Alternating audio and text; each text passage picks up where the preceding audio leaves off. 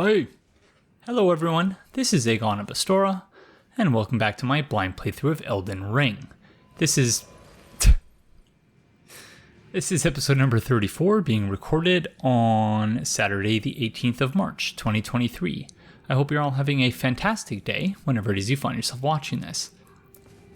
So I was initially just distracted by how majestic Regret looks. And then one of my messages got rated, so thank you to whoever it is who rated my message. I highly doubt that you're watching this, but in any case, you have my sincerest gratitude for your sincere gratitude. So, we are continuing today in Nokron, Eternal City. Or is it the Eternal City? Oh, thanks again. No, it's just Nokron, Eternal City. And yeah, this place is, again, just tremendous looking. It's very striking and beautiful. Whereas Regret is just, as I said, majestic and wonderful and just, wow. Looking good. I'm sure this is not an original get-up, because I've zero doubt that many people, as soon as they have access to this gear, they probably also wear it. Wow, it looks like we're going a fair way down here. So yeah, no doubt about it that this is not necessarily an original look, but yeah, you know, frankly, don't really care, because he looks so darn good. So this is where Giant Friend was, I think.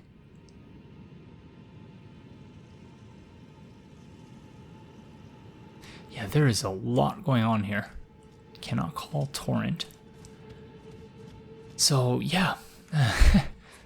Spent all week. It was a just dreadful week, work-wise, for me.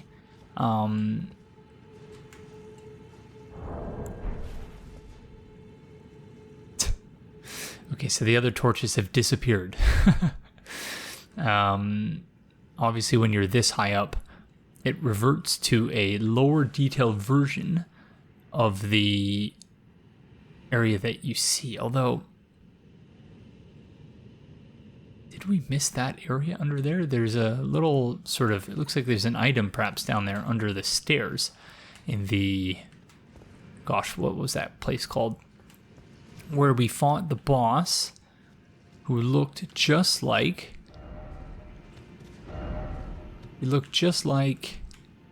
or the boss didn't look like really anything, but the way that you enter the boss room, I was thinking during editing, reminded me very much of some of the sequences in Dark Souls 2, where you would enter a memory of one of the giants, or in the case of Vendrick, I suppose it was also, didn't expect Regret. I didn't know how apt that was. Time for Regret. Why is it always so lonely? Yeah, time for Regret indeed. I should make this the thumbnail of the episode. Oh, crud. Okay, I guess we have to walk all the way around now. But yeah, it was very reminiscent of the, gosh, what was it called? We had to, in Dark Souls 2, we had to get the Ashen Miss Heart, and then we were able to enter all sorts of different memories, and so there would be an object or something that would just sort of be glowing a little bit, and then you would enter it. And in the Crown of the Iron King DLC, it was a suit of samurai armor, which I thought was really cool.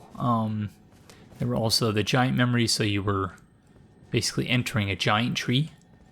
You can hear a scarab. Don't see it.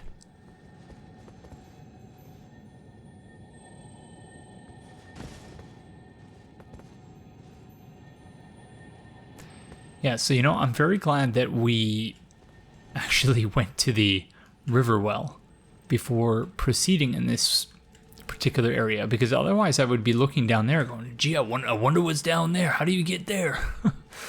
If we had just gone ahead and dealt with Radon first. Somber Smithing Stone, level 5. So some of the scarabs are essentially...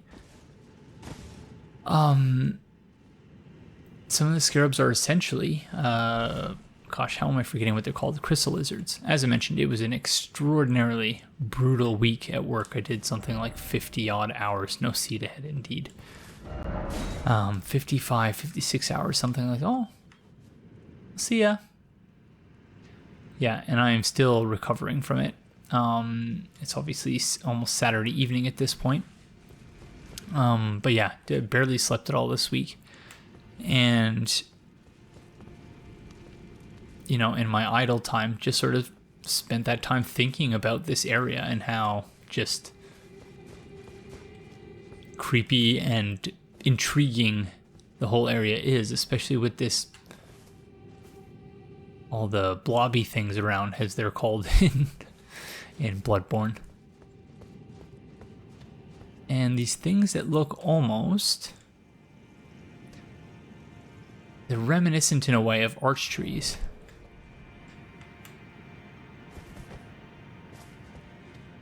Yeah, I still don't,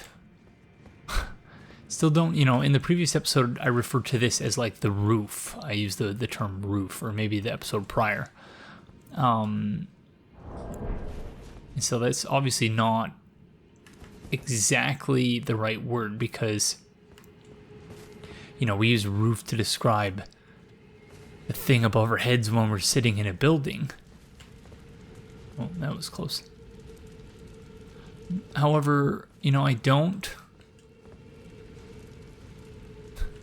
You know, I suppose it's possible that this is itself an artificial sort of construct, this underground area. It's possible that whatever civilization was responsible for it... Oh my... You're telling me I could have been riding Torrent this entire time? Oh, gosh darn it. Okay.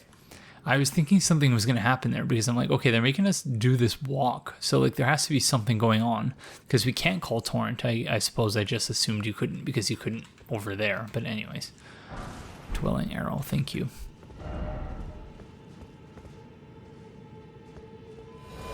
Well, now we know.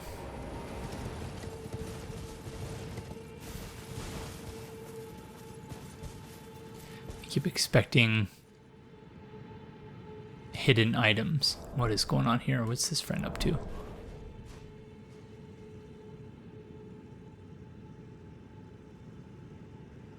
Okay, so it's one of the ancestral followers. Looks like he's holding a skull or something. He's doing some sort of ritual.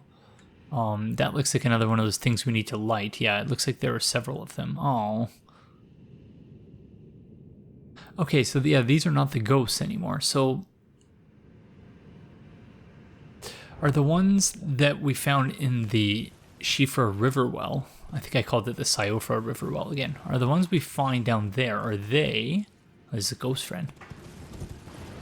Are the ones down, like, are they the ones who didn't make it or something? Or, you know, are they being astral projected from up here or from the old ruins?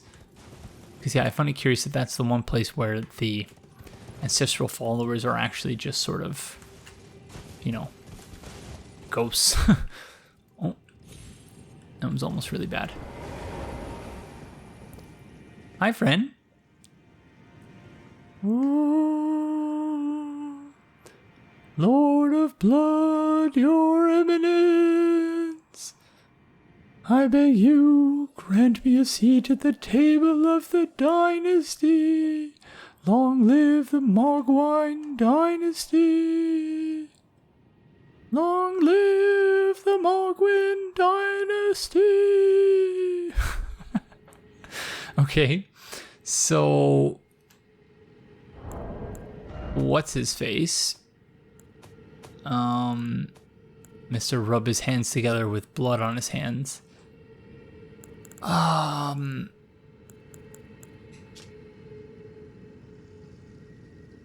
Referred to a Lord of Blood whose name was Moog, but not Mogwin.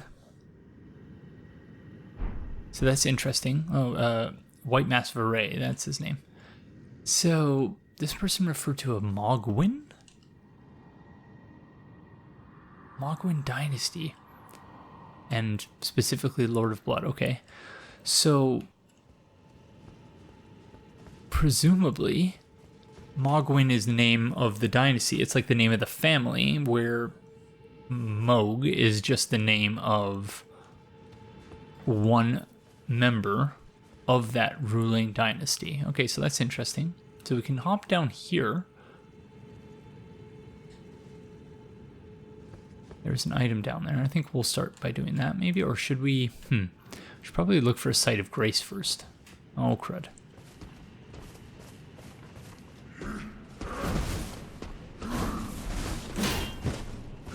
Oh, terrible start.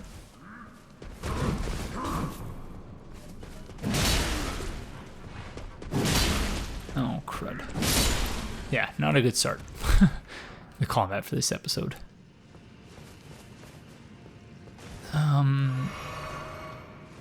Because, yeah, I suppose maybe I shouldn't have been so keen about jumping off there. Because I think that took us off the intended path here. Let's see. Although, it might have just been dead end up here, so who knows. Nascent butterfly. Why is it always crafting materials?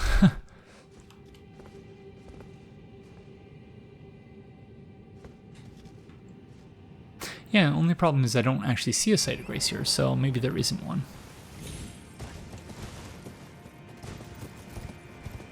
And indeed, I'm pretty sure that was a dead end down there, so might as well hop down, see where it takes us.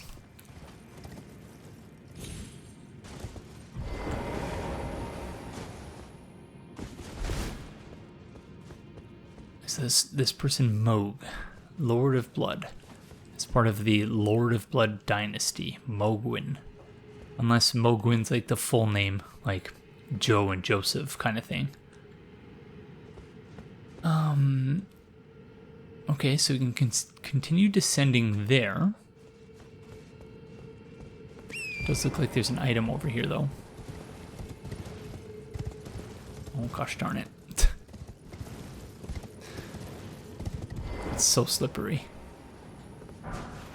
Ooh, smithing stone level 5. Don't mind if I do.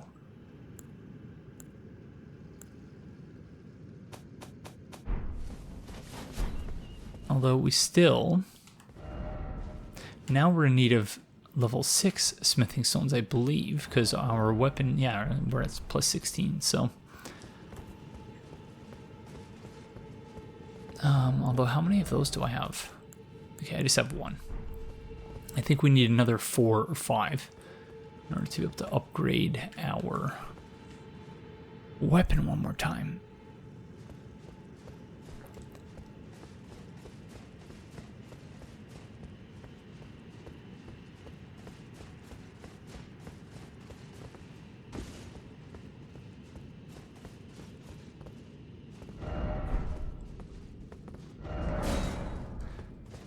Alright, it looks like that's all there is to it, this particular spot.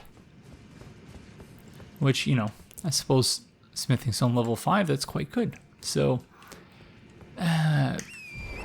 you'd think that given that I specifically came up with an exploration heuristic, which says up before down, that I would not have just decided, you know what guys, let's go see what's down here before proceeding up. But that would require me to be consistent, which I've very clearly shown that I am not. I was not expecting to take any fall damage there. Whoops. Sorry, Torrent.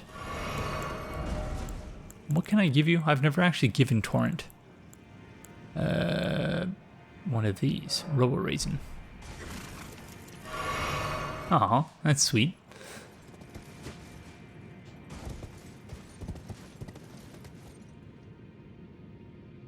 See an item.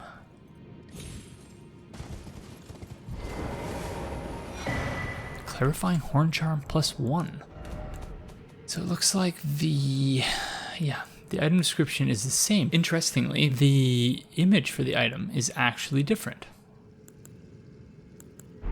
Which, yeah, I think that's interesting. I wonder if that's specifically for this item, or if it's specific to this item, I should say, or if that's more generally something that they've done now. Celestial Dew for cleansing sin or reversing NPC aggro. Because yeah, in all the previous games, at least to the best of my recollection, there was really no visual difference between the +1, +2 items, whatnot. So this is where we fought the Dragon Apostle, whatever their name was. And I do remember thinking, how the heck do we get up here? And here we are. Dog. Still don't quite get that meme, but you know, I don't need to. That's okay. So now, do we just have to go back up? Item ahead.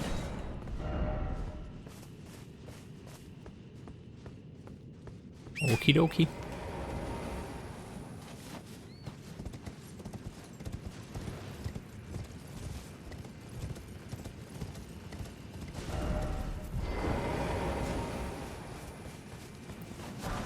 Smithing stone level 5, wow. All the upgrade materials. Time for brief respite.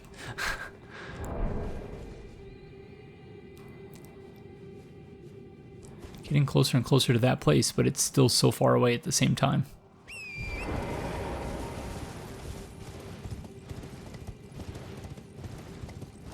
Okay, heading back. Not really sure where else. Yeah, again, in sort of an up before down system. Although, yeah, I doubt very much actually you could survive this jump. Although, maybe you could hop onto that ledge. I'm seeing a lot of bloodstains, though. Let's give it a try, shall we? Oh. Yes, wow. Okay, I'm gonna get off Torrent though. Sorry, Torrent, or can I? Can I not? Oh my goodness.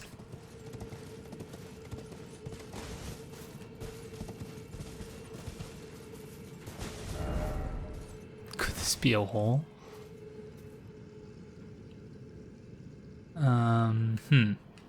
Yeah, why don't we just warp back? I don't think there's really much to be gained by following this.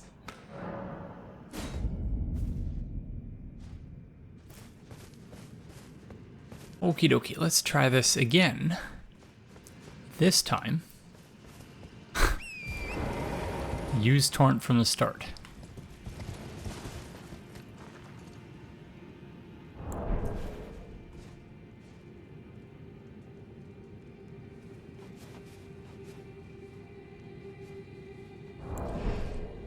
I'm just trying to make sense of this place still. Yeah. Not that I need to get it, but I'm intrigued. There are these things that look like stars, but, you know, they're not stars as in they're not, you know, giant balls of nuclear fusion.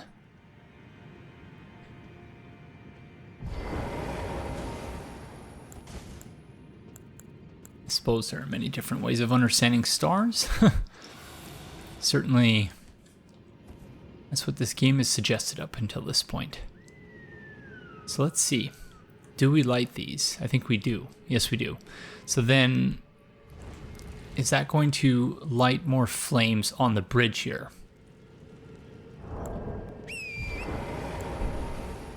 Oops. So we have 2 flames lit on the bridge. Let me, probably should have counted. Okay, so there are a whole bunch of these, and there are 2 flames lit. Oh, at least 2. Let's do a quick count. So I want to say there's 4.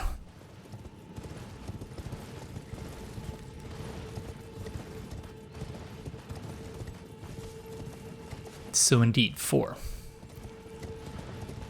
So now if we go light a bunch of additional flames, We'll have to come back and see how many, whether it's more than 4.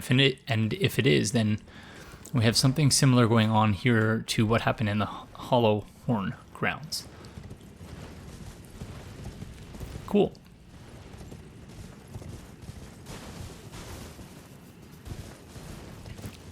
Shout out to my wife, who just put Aurelia of Astora to sleep and allowed me to sneak away to come and record.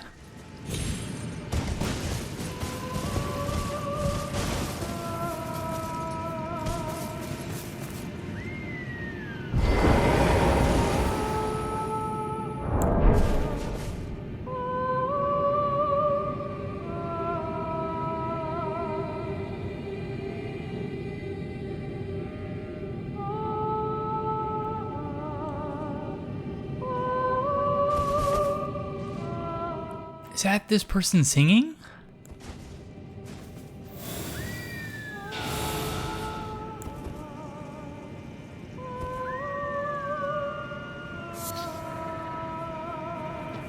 Wow.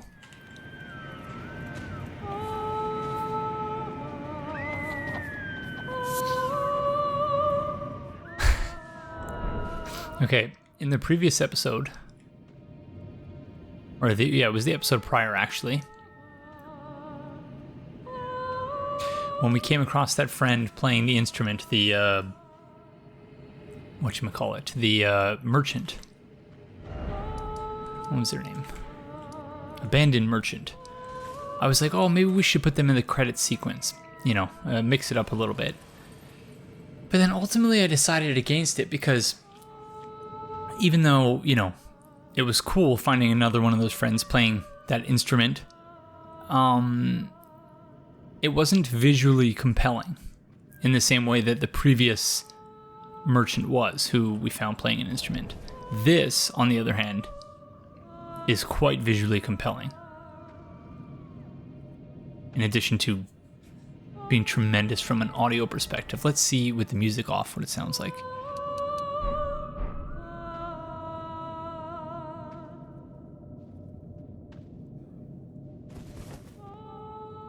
Okay, in order to use it for the credits, though,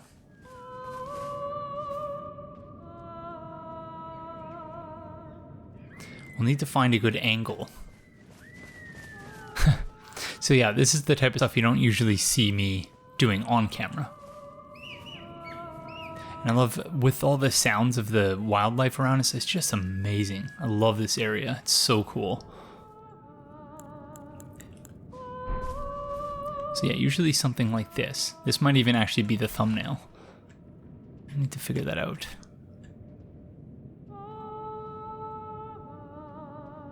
Yeah, I'll come back and experiment later off camera. Just super, super cool. Really love it. I think it's quite cool. Okay. But now we have to light this thing that she's singing around. So, I really don't want to fight these friends. It's crafting materials here, I assume. Oh, gold tinged excrement.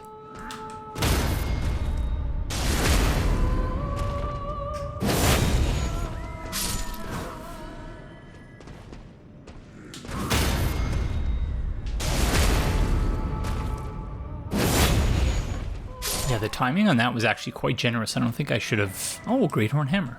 I don't think I should have actually been able to land that parry there. Huge thick horn carved with tree ring-like markings, adapted into a bludgeoning weapon, wielded by ancestral follower warriors. The ancient horn is imbued with the power of ancestral spirits. A small amount of HP is restored upon defeating an enemy. That's cool. So it's like the server from Dark Souls 1. Although the HP is restored upon defeating an enemy. I can't remember if the server, if it was every hit, so you were like sort of taking the life force from them. Whereas this makes it sound like you get a boost after each enemy has been defeated. Adapted into a bludgeoning weapon. So what is the damage type? Strike. So this is not, I was saying it looked almost like a scythe, but it's not a scythe. Strike weapon. Tree ring-like markings. So that was one of the things I discussed early on about, you know, the name Elden Ring. Like, oh, is that some sort of, you know, is that a reference to tree rings? Ah, you know, that message actually made a really good point. There was a message that said, you know, tree but not, like an Erd tree or something like that. So you can see, indeed, in spite of the gold, so why the heck did we just find gold-tinged excrement there then? Because these trees are lacking the gold. So again, this place, for one reason or another, is immune to the roots that affect everything on the surface are not affecting things down here. So that means there's no those who live in death. The people here are not, again, although again, the whole gold tinged excrement thing really throws a wrench in that theory. So yeah, who knows? Maybe I'm completely wrong about that, but that's the sense I'm getting, that this place is somehow isolated from all of that.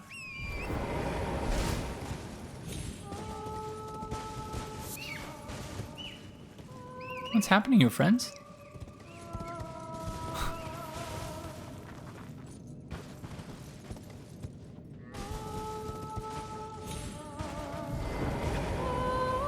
Okay, thankfully we don't need to fight her. Oh.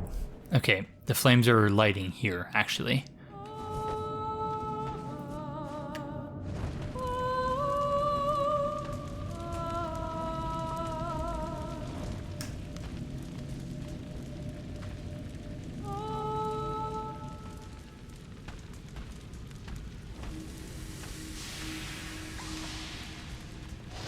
Ouch. Sorry, friend, you can go back to doing your thing. I just wanted to see what you were up to. So she's holding the skull of an animal or something. So she's directly drawing from the power of the ancestors, I guess.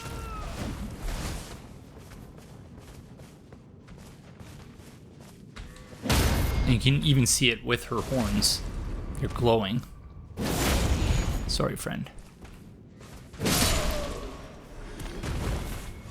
I wanted to see if she had any drops. Doesn't look like it, though. She might have random drops, but no fixed drop. Therefore, don't you dare. I'm sorry. Didn't expect Angel. Oh, man. Yeah, honestly, just tremendous. There's a lot of very talented musicians in this world.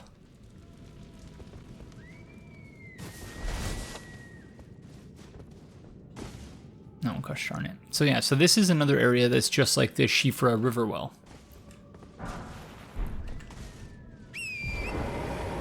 Okay, so we won't go to whatever that place is for now, because we are eventually going to have to go back there once we've lit all of the, whatever you call those things.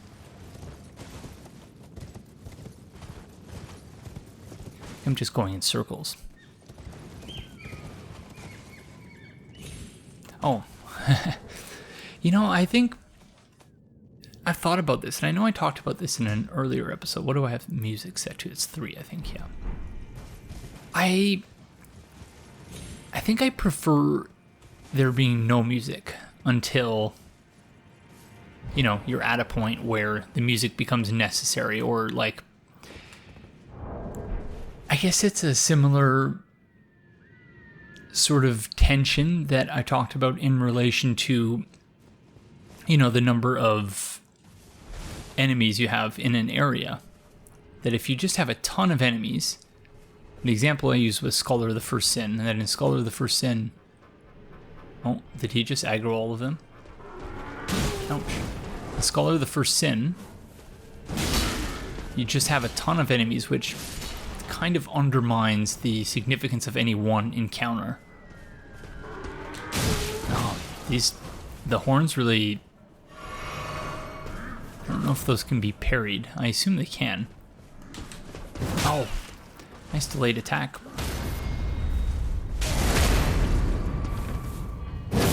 So the thing that makes the enemy encounters in some of these, the legacy dungeons, so amazing is that there's not a million enemies there as soon as you get there. There's a tension because, you know, there's all this silence. Oh my god.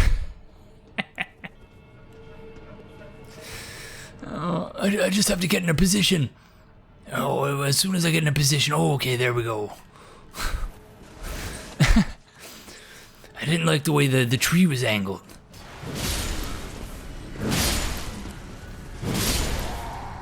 Sorry, friend. But yeah, there's a certain amount of tension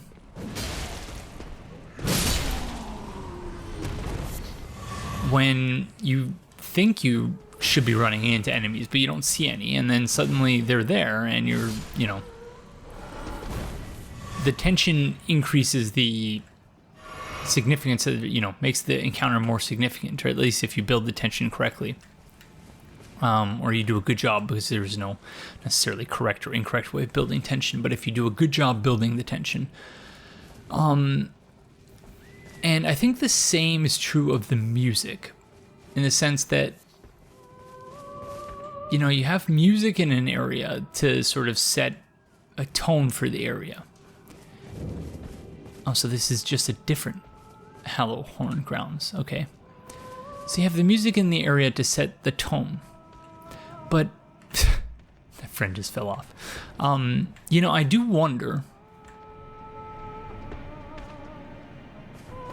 because in past FromSoft games, and you know, I don't think this is necessarily true of this game, but it is an argument you could perhaps make, which is that you're less inclined, or less obliged, I suppose, to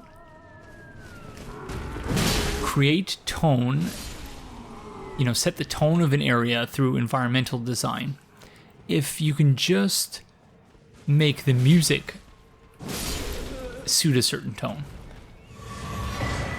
Shining Horned Headband. And I suppose there's an argument you can make that the music just complements what's happening and the tone you otherwise set in the area. And I think in some of the areas that's definitely true. Yeah, I don't know. I guess I'm going back and forth in my mind even just talking about it. I talked about Firelink being an example of music in the game that's almost diegetic in Dark Souls 1, where the closer you get to Firelink, when you're near it, you can sort of hear the music fading in. So it's almost like, oh, there's a jellyfish friend. It's almost like the music is in the world. Whereas if you just have music everywhere, it sort of undermines the impact of when the music does play, because the music is just always there. So I don't know. It's an interesting design decision.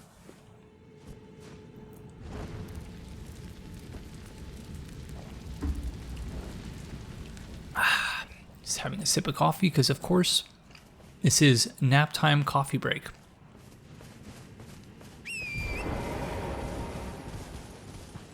I feel like I've made this point already since Aurelia of Astora has been born. So are we gonna find catacombs here or something? I was led to understand this whole area was a giant tomb. Oh.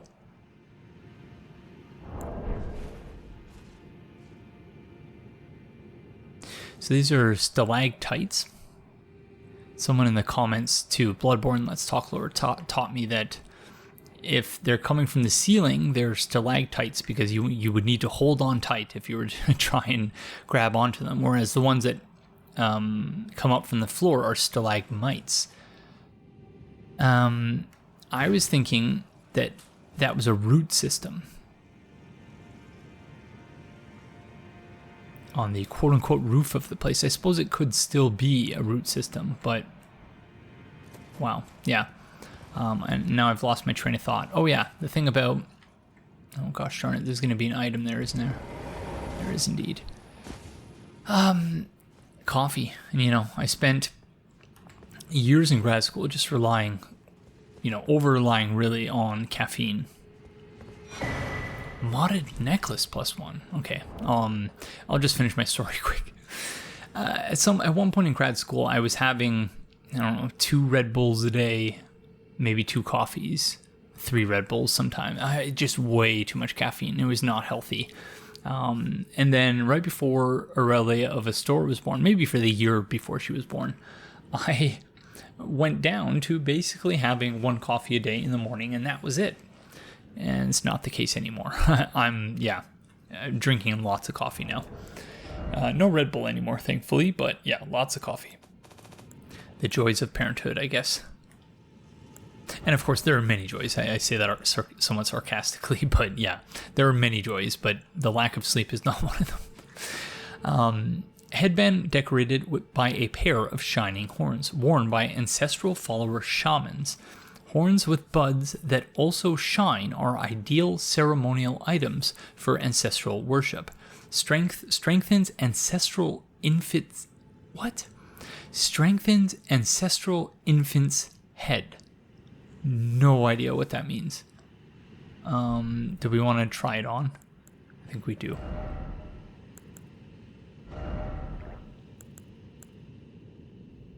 Here we go.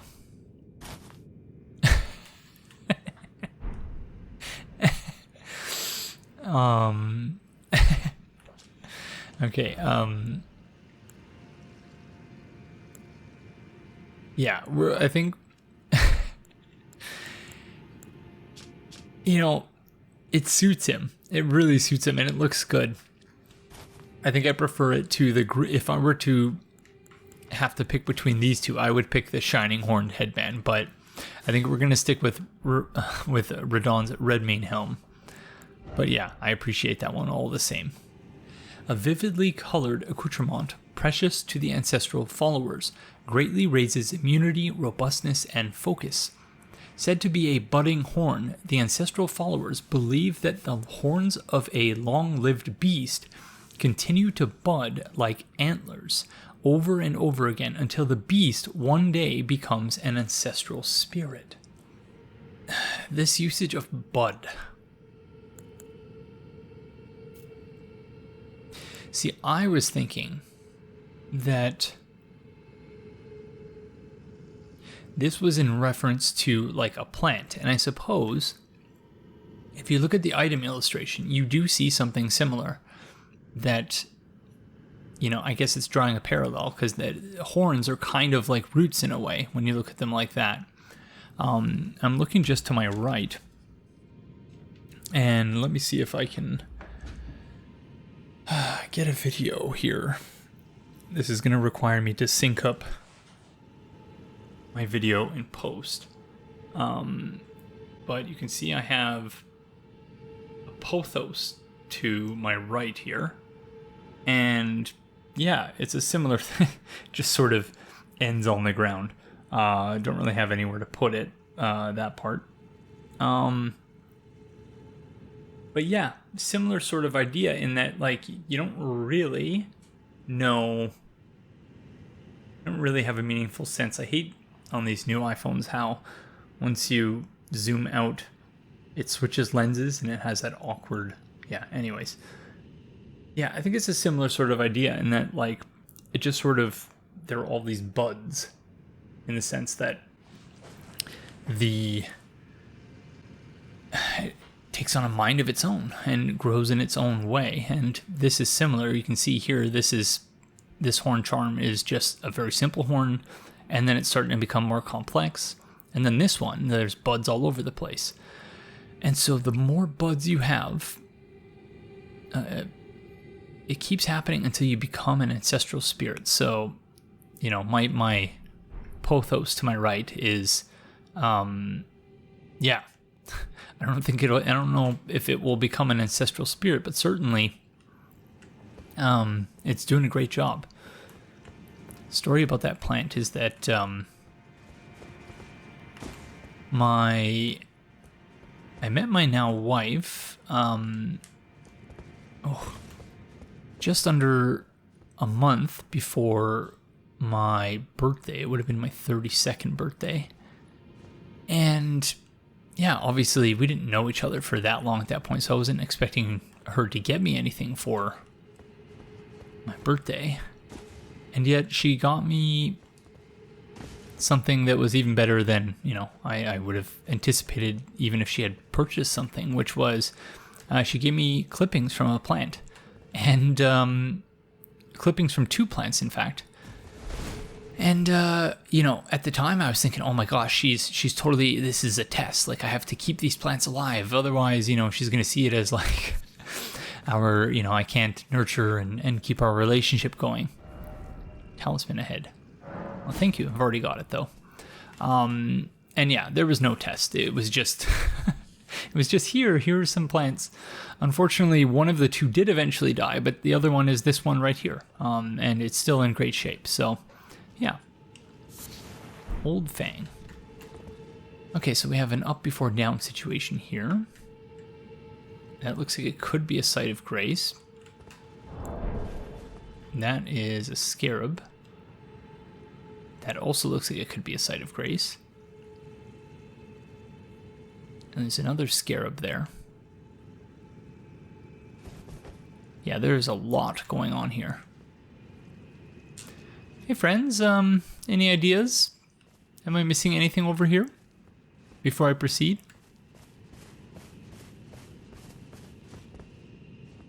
For a split second, I was just like, oh my gosh, am I recording? Sometimes that happens. Well, I say sometimes. That's happened once in this playthrough, which is better than, you know, twice or 3 times. Stone Sword Key.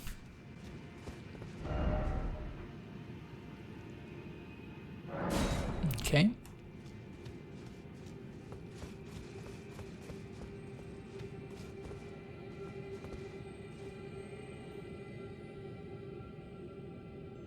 So, again, I think that's that place where we fought the dragon friend. Hi, jellyfish friend. Don't you dare. Still no grace. Okay, so again, that is interesting. The fact that we've still not found a Site of Grace. And I don't know if that validates what I was saying about... oh, okay. So, you know, guys, there's no roots here. So there couldn't be any Site of Grace. You know, I'm right. My theory is right. And then, of course, here's a Site of Grace.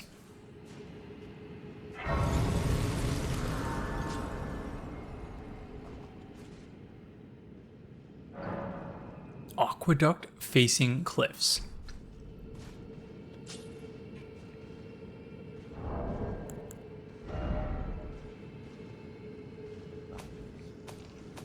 So you all know what that means, right? Dee's younger brother lies in a deep sleep in the aqueduct beside the Eternal City. And the Prince of Death is found not far away. So I assume these are all jumping deaths from trying to get down there. Looks almost like there's an invisible wall there.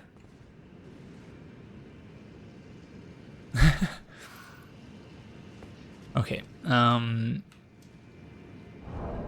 you know, I suppose if there is anywhere to try it, it would be right next to the Site of Grace. But yeah, I think that message has the right idea, which is we should just keep moving. Okay, so that's not a surprise, seeing one of those friends here. We did see one of those friends in the distance, the Primordial Knights, so I suspected we were going to be seeing them again at some point. This is not an ideal platform on which to fight them, though.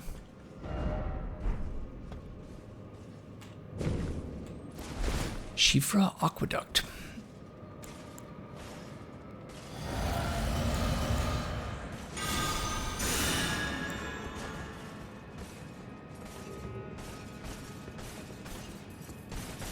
Oh god, the hair really does get in the way.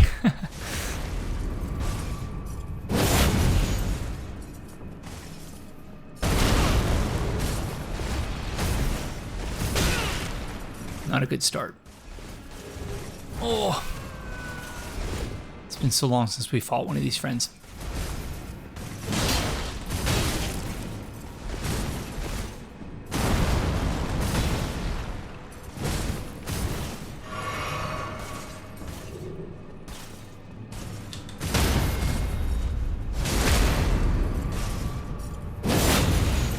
Wow, not doing a lot of damage. Oh, that's bad.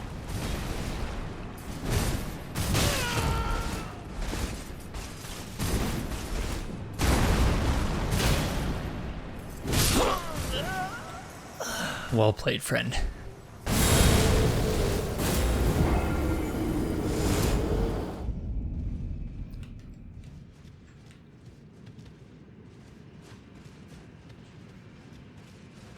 Okay, that was not very good. Yeah, I don't really know.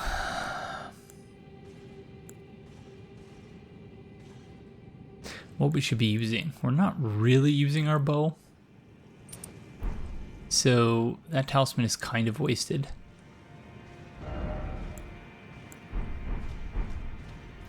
I suppose I could use a rune arc and that would just sort of boost everything.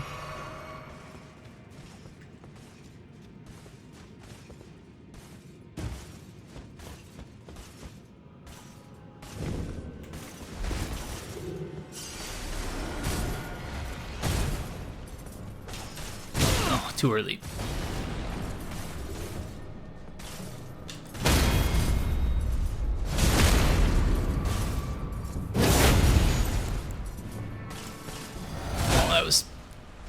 Really quite silly.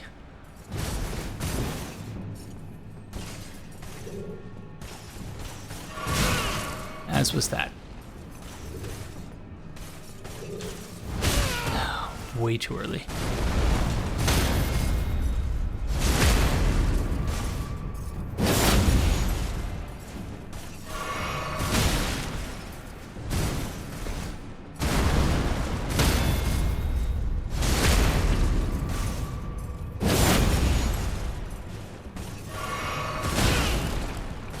Punishing me with that.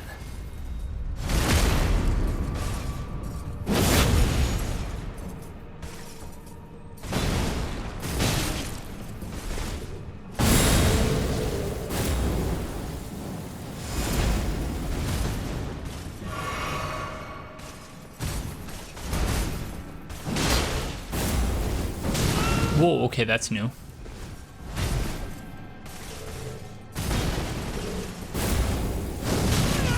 Okay, yeah, that's definitely new. I wonder why this one is different.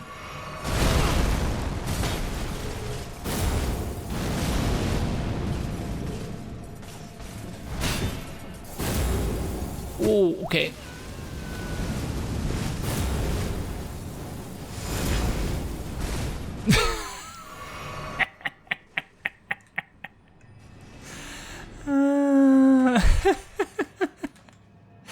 Rip, friend.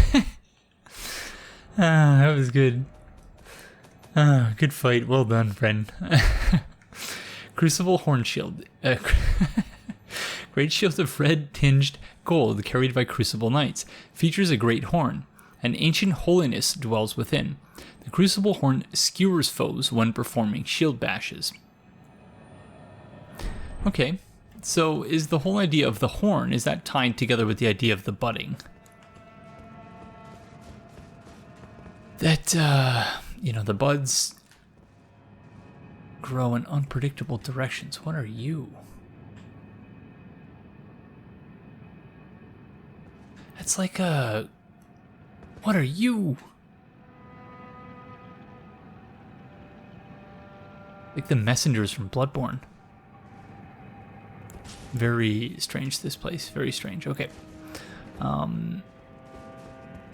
What was I even saying? I've already lost my train of thought. That was such an intense little fight with what is, what, you know, I guess was a boss, is no longer a boss. It's just a regular old enemy friend. Enemy. Friend. Missionary's Cookbook level 5.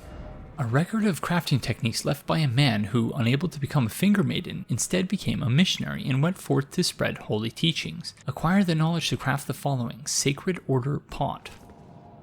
We also have some golden centipedes here. So, again, despite what I was saying, it's apparent that there is some measure of influence here, or people who are affiliated with the Golden Order do appear to have some presence in this location. Kept as a fetish by Golden Order fundamentalists, especially the hunters of those who live in death. As such, they're found near churches and similar. So,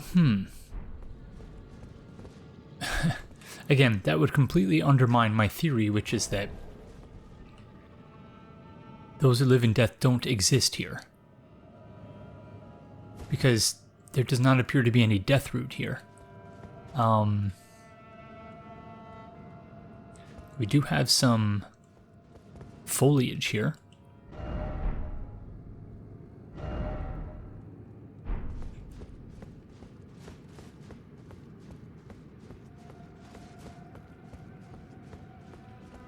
Some of it appears to be connected to roots. But some of it is just, they're just loose leaves on the ground, seemingly. So, yeah. It's now the next day. It's now Sunday, March the 19th, and hope you're all still having a fantastic day today.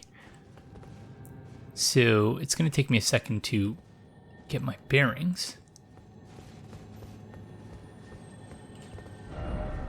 Turn back indeed.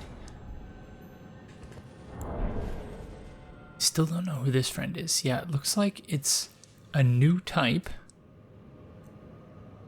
of primordial knight. Weird that we can't hear this waterfall from where we are. Should be able to hear that. And the weapon they're using appears to have horns on it. And again, these look like they're very clearly reminiscent of the messengers from Bloodborne.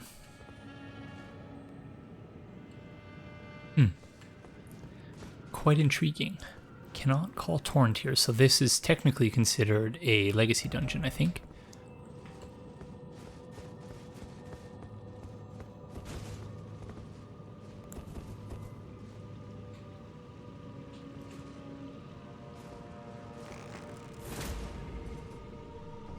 Here they come. Uh-oh, I'm scared.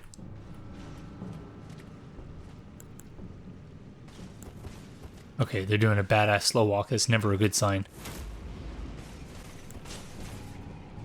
Okay, I think we need to do something about this headpiece. Because it really... Oh, gosh darn.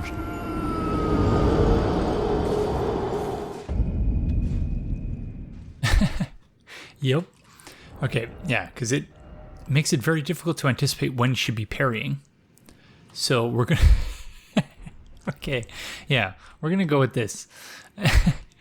The stats aren't quite as good, but maybe we can make up with that by putting on different leggings.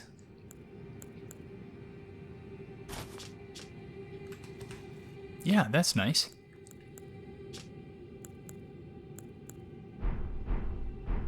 And we are still medium rolling, so yeah, I'm all sorts of into this. Hey, jellyfish friend. So again, it said that jellyfish congregate in and around sites that are considered holy. I think that's what it said, holy. And I suppose we're about to see if that Crucible Knight is a one-time spawn or not.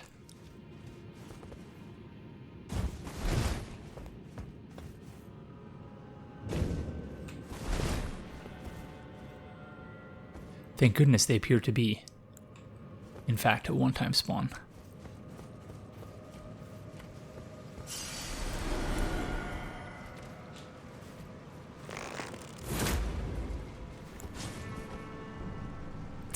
Let's try this again. Now, yeah, you can see much better.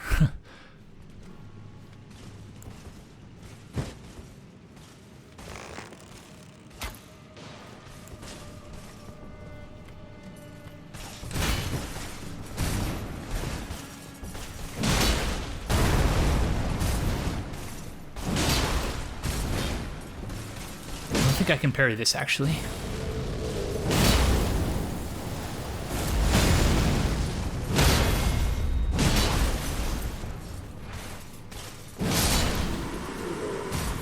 Whew. Somber Smithing Stone level 6. Wow, that was scary. So again, I think that somewhat validates what I speculated about these friends previously, which is that they're essentially the... Wow, look at this place. They're essentially the Black Knights of this game.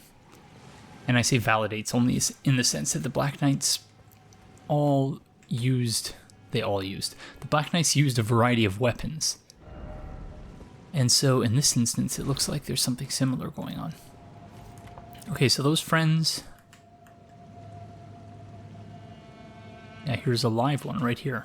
I suppose we did see these friends in Nokron already. It's the tiny friends with like... Yeah, these are the same... With no skin, essentially. Creepy. Smithing Stone level 5.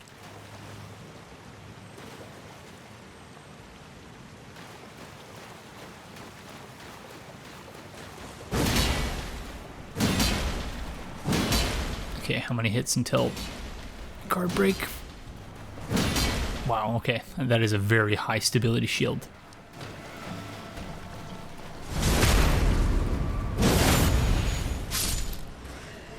I can't remember where I landed on these friends and whether or not they were slave soldiers or not.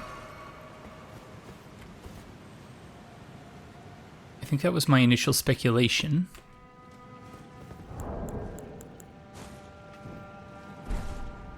But there was a piece of evidence which suggested that they could actually be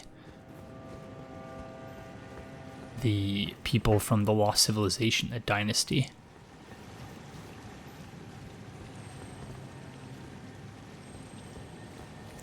So if this place really is the sort of domain of the Lord of Blood, I do wonder if we're going to find a maiden here.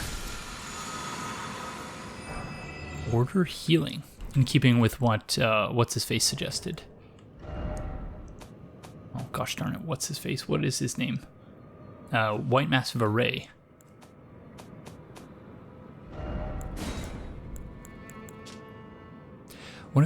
One of the incantations of the Golden Order fundamentalists used by the hunters of those who live in death alleviates death blight buildup. The noble gold mask lamented what had become of the hunters. How easy it is for learning and learnedness to be reduced to the ravings of fanatics. All the good and the great wanted in their foolishness was an absolute evil to contend with. Does such a notion exist in the fundamentals of order? So we've had a couple of items like that, which have raised the specter, the idea that the Golden Order is like corrupt and it doesn't accept people questioning things, which, you know, wouldn't be out of the ordinary for religious orders, but something that we should definitely keep in mind in terms of our understanding of the story going forward. So yeah, the Golden Order fundamentalists, in other words, do have a strong footprint here. Ooh, Golden Rune, level 13, wow. 10,000 runes, very nice. The grace of gold blessed those who were first to serve it with the most vivid coloration. We'll take as many of those as you will... Well, I guess to be fair, I'll take even the 200 rune great runes. So that is really not in question as to whether I'll take a great rune or not. Okay, I think we're proceeding in this direction. I really want to find Dee's brother.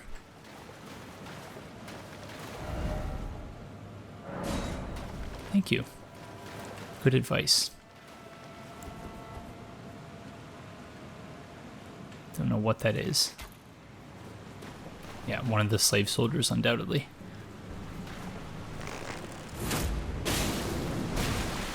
With a ghost flame bow. Or ghost flame arrows, I should say.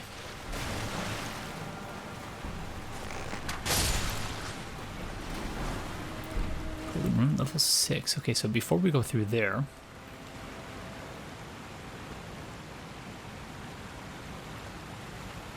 Okay. Can we trust these friends is the question. No, we can't. Gosh darn it. We can't dead angle them.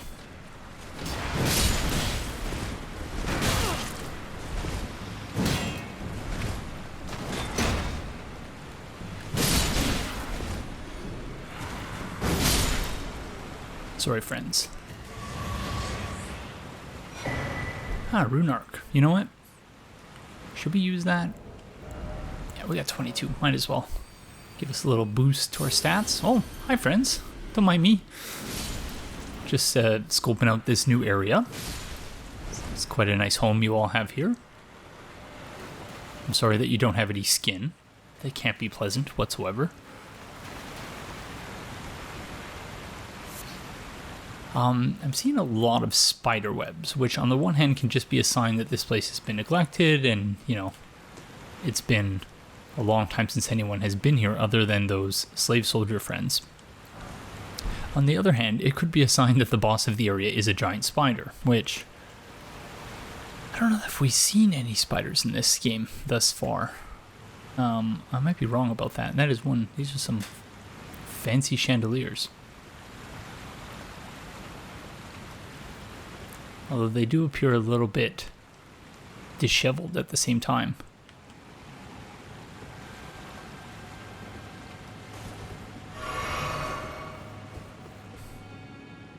Oh!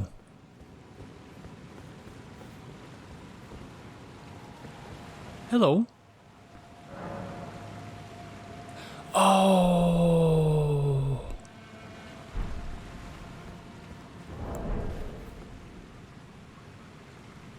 It's Dee's brother.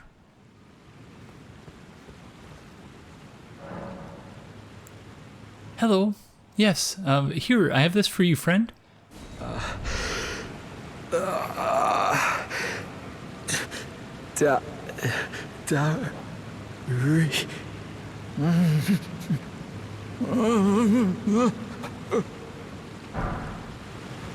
Inner Order.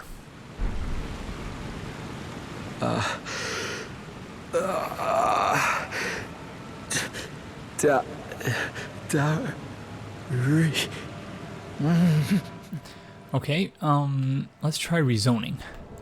Or save quit.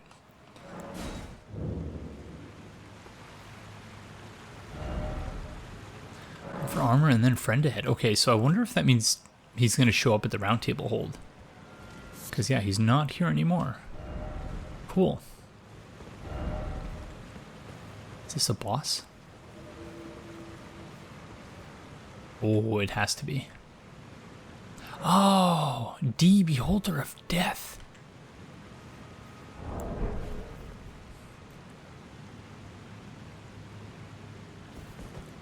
It's a gargoyle boss? Okay, we have to summon Dee.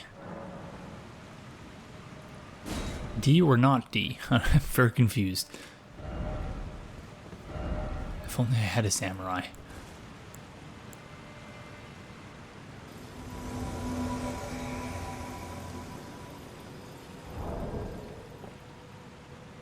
Should we try out the gesture that he just taught us? Is this is this the fusion dance? Do we do the fusion dance now?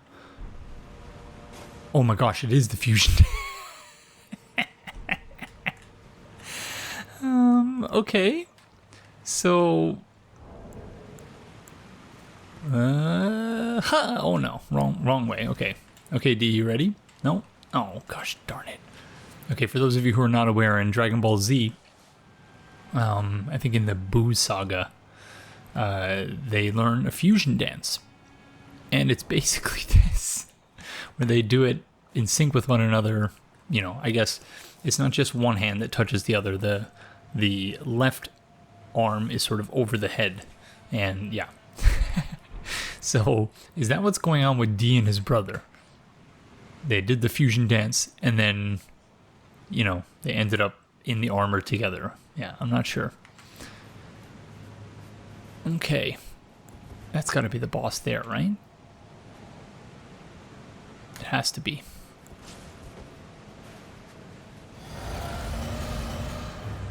Valiant Gargoyle.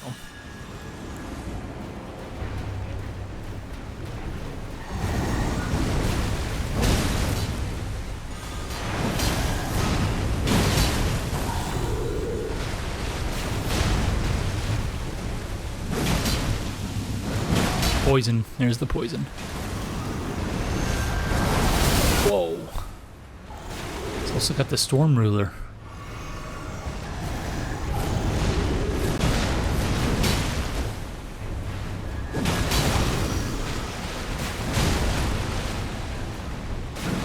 It's another one of those bosses. Oh, that's okay. I was going to say it's another one of those bosses I suspect people will say you should be fighting by yourself. However, as I've said on multiple occasions, I think it's important to do the NPC quest lines. And in the absence of an understanding of whether summoning them is important for that or not, I'm going to err on the side of summoning them just in case. But, you know, when there's multiple bosses, I don't really see any problem. Not that I see any problem anyway, but I don't think others should see a problem with it. Oh, crud. Sorry, D. Oh, they're both spewing poison now. Gosh darn it. No, no, no. We should summon Jellyfish Friend. It looks like D's in trouble. Jellyfish Friend, we need you.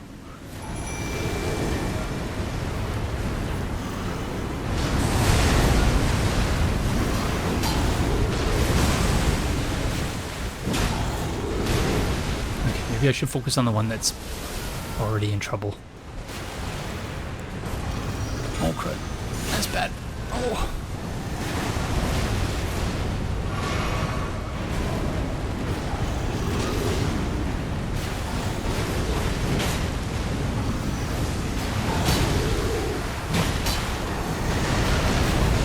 Rip D. Oh. It's just me and Aurelia now. Crud, that's bad. Oh, that's really bad. Oh no. Okay, we're in trouble. We're in trouble. Oh. Should we try and summon Raya Lucaria friends? I think. Oh, crud, we can't.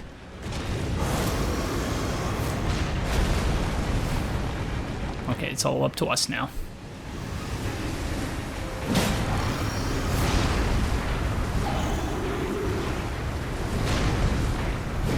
Oh, that's bad. That's bad.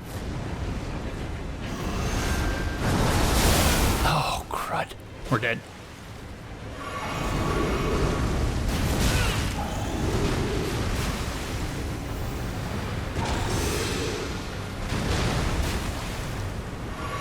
Okay.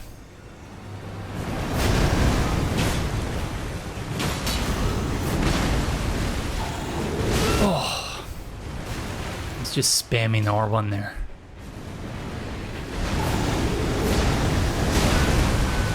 Yeah, we're dead. It was nice of the other gargoyle to just wait there for a second. Otherwise we would have been dead even sooner. Call Torrent, we can't, of course.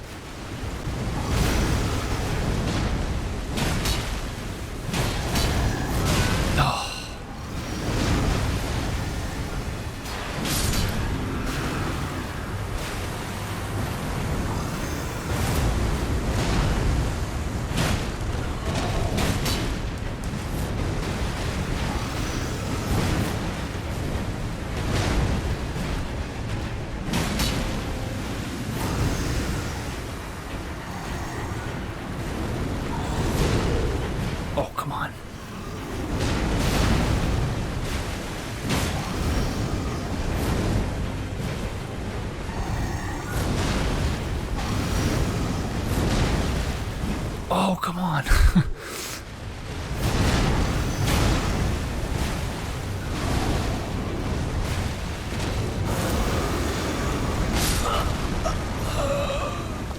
Well played, friend. Well played.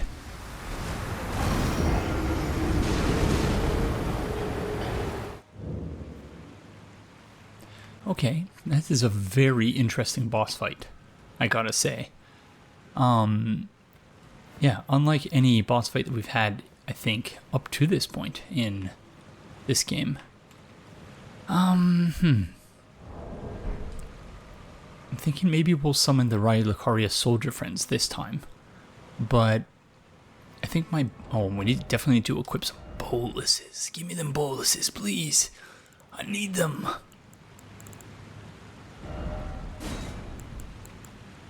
Neutralizing boluses. Again, I really don't know why I find that word so funny, but I do. Oh, crud. Okay, so now we have the tough decision of whether we use another rune arc or not. I'm going to say no. We'll just try to do it like this. I think the other error we made there was in trying to... I was like, okay, D is taking care of that one gargoyle. We'll go fight this other one.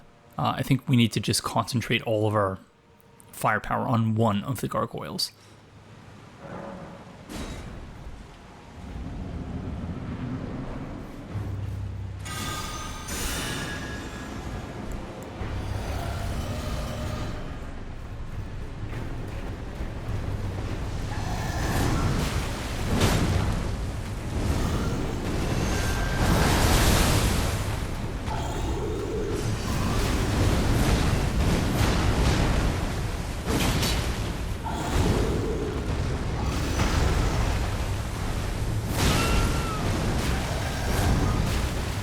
Looks like my summon failed. I was trying to, use the old Dark Souls 1 trick of spawning the boss before your summon. Oh, gosh darn it. That was really dumb of me.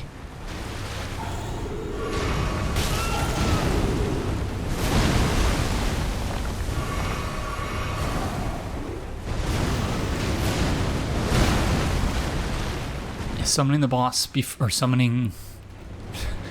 spawning the boss before your summon is summoned as a way of ensuring that the boss's HP doesn't change. Oh, crud. We're definitely going to need some more neutralizing boluses soon.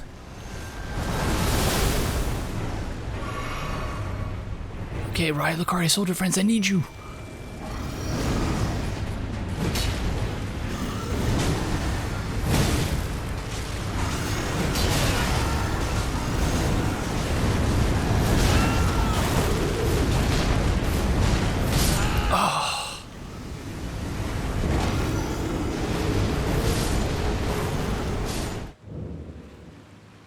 Whoopsies. That was not one of my better efforts, that one. Okay, these these leggings increase our immunity to poison a little bit. They're not, the best looking gear, but it is what it is. This one also raises our immunity, so that's good. Regret is looking good, I gotta say. Okay, let's give this another shot.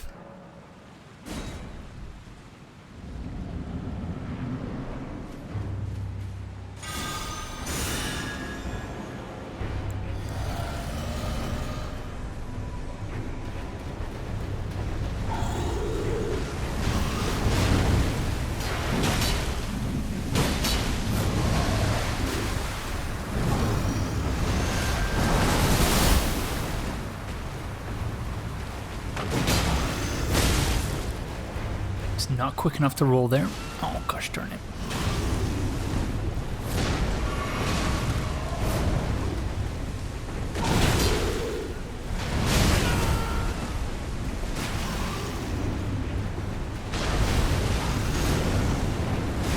Oh, rolled way too early there.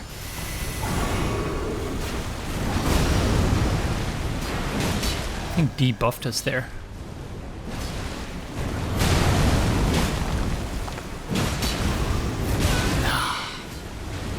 Oh. Again, not doing well. Okay, so we want to focus on the axe-wielding gargoyle at this point. Gosh darn it. And not the twin blade gargoyle. Insofar as we can avoid it. Anyways, gosh darn it.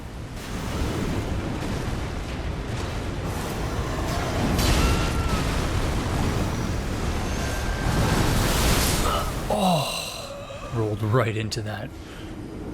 Oh, I didn't get my echoes, runes, whatever. Gosh darn it. Oh. Yeah, that was almost a full level up. I think it was almost 50,000 runes. Gosh darn it. All we needed to do was use one of those consumable runes and we would have been fine. Oh well, it's a good thing we're already over leveled.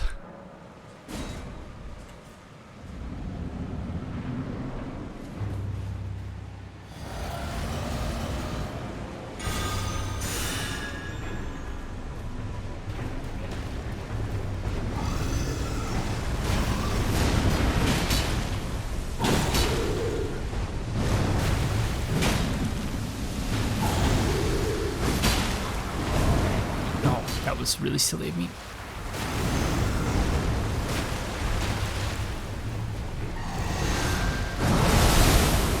Need to get the timing on that dodge just right. Also, he's got a sword and an axe. That's pretty cool. He just sheathed his sword. Ugh.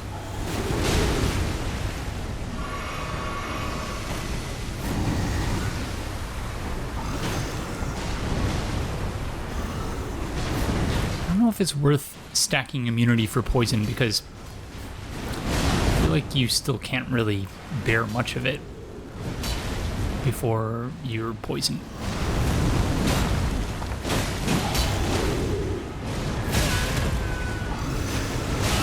Ah.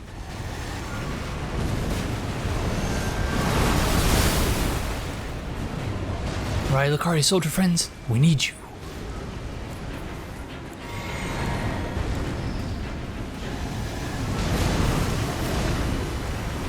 Screw it. No! How did I not even hit him there? We're gonna get poisoned, but that's okay. Ugh.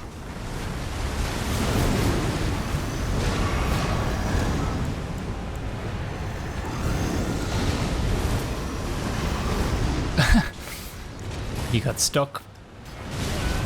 What the heck? How did that even hit us? Oh, there's a nice little rock here.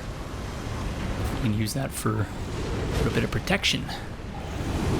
Where'd you go? Oh gosh darn it. Someone's dead.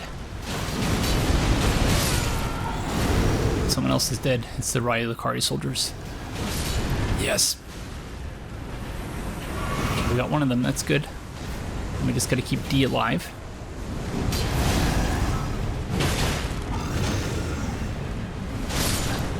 Oh, rip.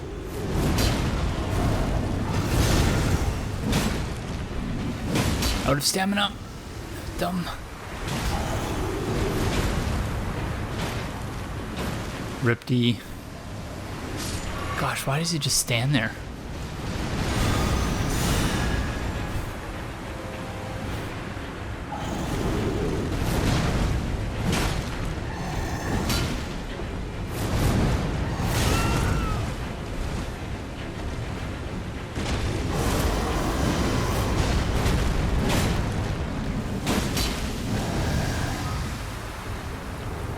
Okay, it's all up to us now.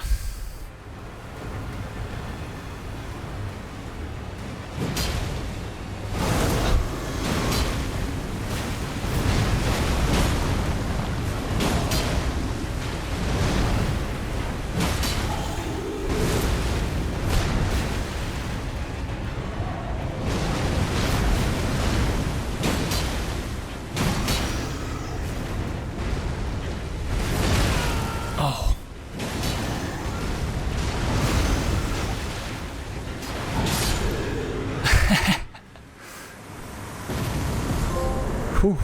GG, friends. I really enjoyed that boss fight. Gargoyle's Greatsword and Gargoyle's Twin Blade.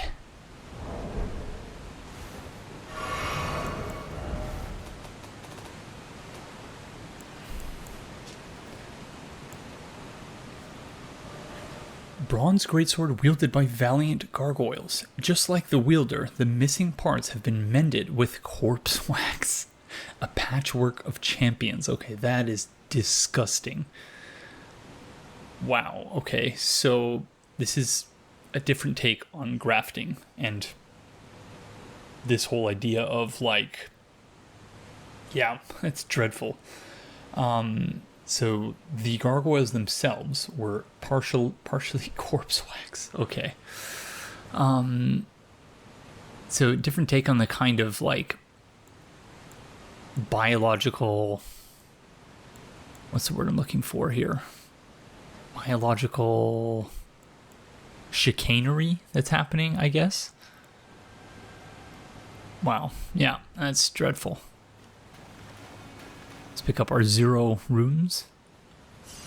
Oh, darn it. I still can't believe we lost a full level up worth of runes. Well, I can believe it. It sucks. So, what are these gargoyles guarding? Are they guarding the Prince of Death?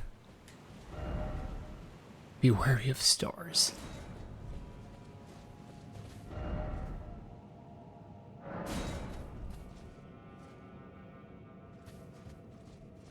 Okie dokes. One of the gargoyles was perched up there. I didn't see where the other one was, but I assume it was perched up here. So mechanically, of course, that was very similar to, you know, in some respects to the, what were they called? Chapel gargoyle? Church gargoyle? What was it? Parish gargoyle? Gosh darn it, I don't remember. In Dark Souls 1. The gargoyles that were visions of something but didn't expect campsite.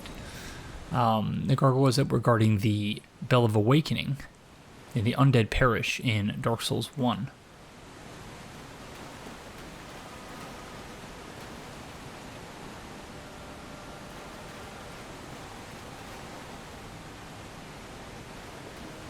What the heck is going on here? I'm afraid I'm just going to walk off a ledge, and we still have the Stake of Marika active.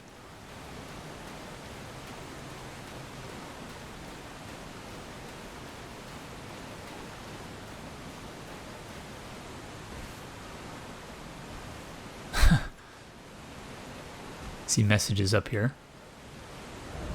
Healing, oh healing.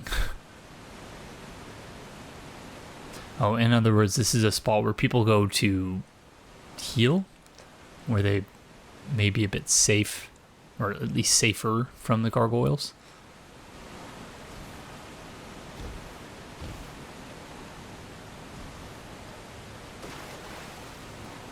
Okay, so is this just a dead end? No, it is not. So is this where we go to meet the Prince of Death? So very... Oh, there's a... Is this... Guys, just a dead end over here. You know, I don't see anything.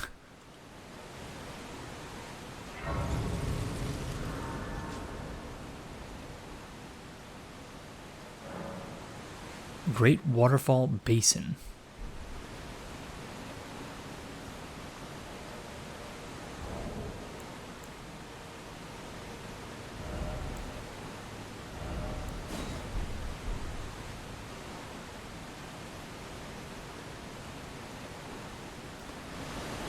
Okay, so do we want?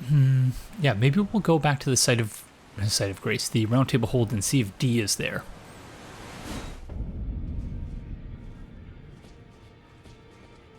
It looks like he is not. Should we go check the spot where we found his corpse? Nothing. Okie dokes then.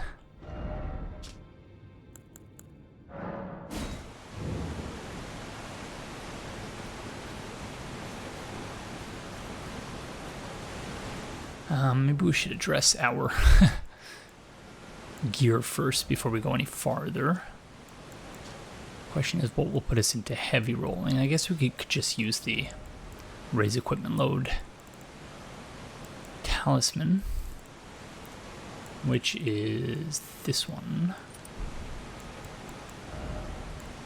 Give ourselves a little bit of extra defense, while still medium rolling, and not to mention Fashion Souls. Looking good.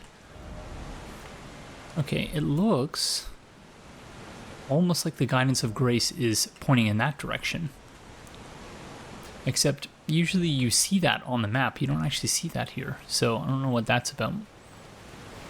Okay, let's go meet Nito.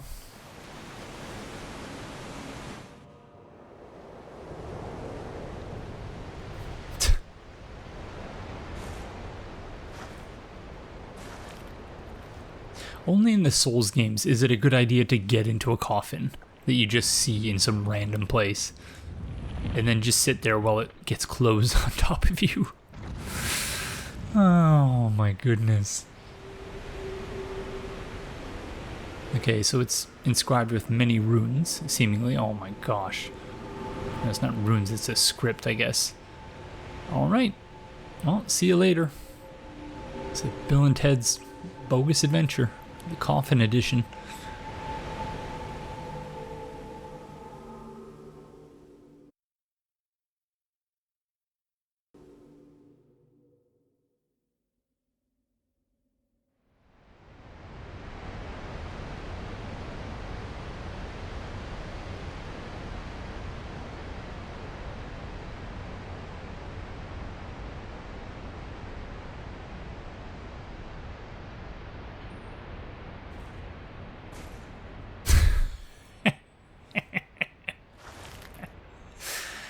I think the switch to the antlers was a good choice. I called them horns earlier. I guess, yeah, they're antlers.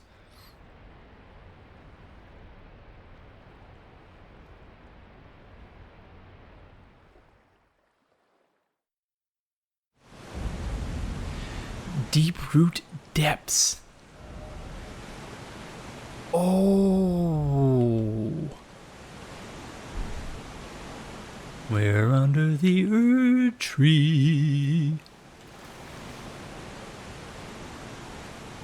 Wow.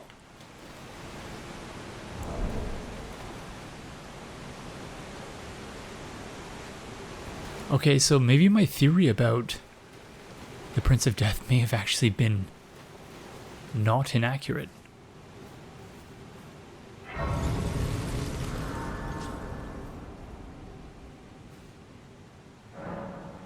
Great Waterfall Crest.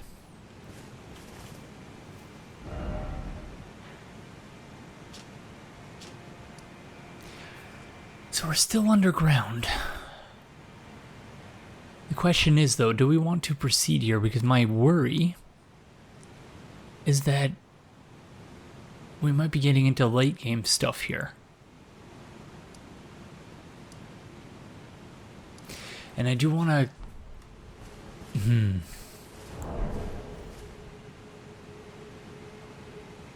But also I'm too intrigued by the idea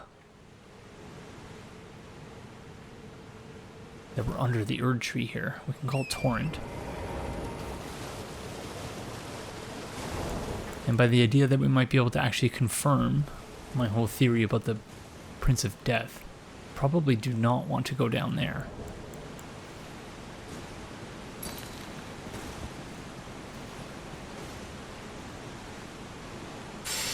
No, we do not. Oh!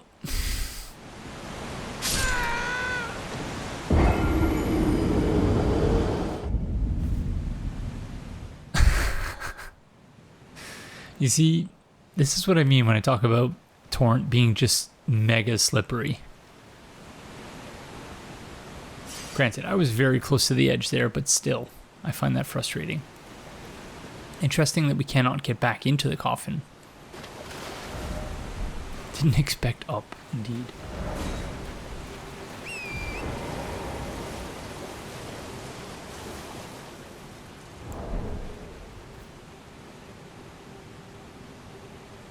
Another Erdtree avatar.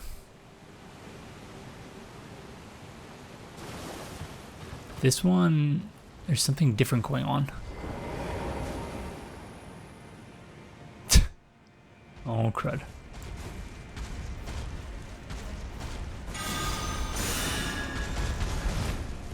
And this one is just a plain old enemy. Oh, I thought I rolled there.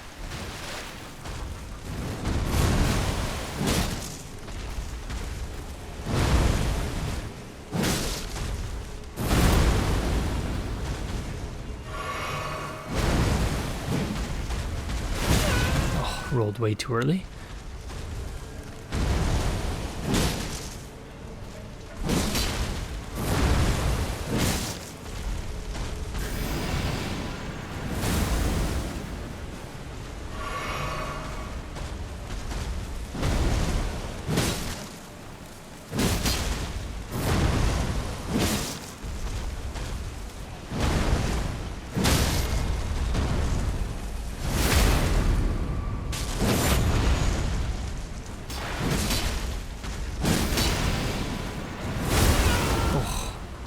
Deserve that for getting greedy.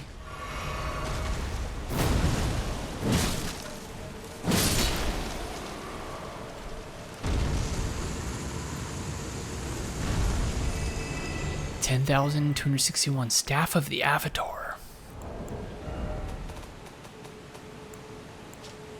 Ceremonial staff depicting the Erd Tree with it in its historic radiance, wielded by the avatars who protect the minor Erd Trees. The avatars emerging in the wake of the Elden Ring's shattering were determined to protect the I can't speak for some reason. The avatars emerging in the wake of the Elden Ring's shattering were determined to protect the withering Erd Tree's offspring. Unique skill Erd Tree Slam. Jump high into the air and crash down on the ground ahead. The resulting pratfall sends golden shockwaves in all directions. This is the most powerful of all the ground slam skills. So, if I recall correctly, I think it was episode 20, episode 21, where we talked about the creation story of the Haudenosaunee. And, you know, there was the whole idea of Sky Woman and the tree that emits light. And I want to say the tree was also fading.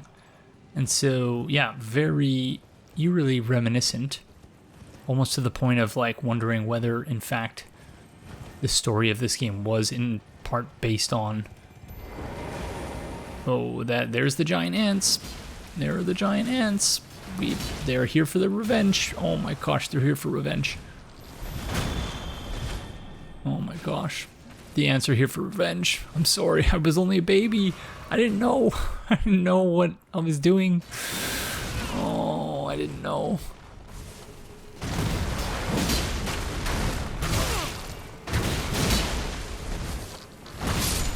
I didn't know. Gosh darn it. Okay, we're gonna get our runes and get the heck out of here. I don't think we're ready for this area just yet. I think this is one of those areas where, yeah, we're no longer over-leveled for. So, that's a good sign. It shows that we're not over-leveled for the entire game. Why did the shadows just shift? I guess the time of day matters down here. Wow, this is, yeah, quite the revelation. So I guess the underground area just extends throughout the entire map? That's incredible. I cannot believe that. Oh, okay, where were we? We were here, I think. You know what, actually, I think it makes a lot more sense to warp here.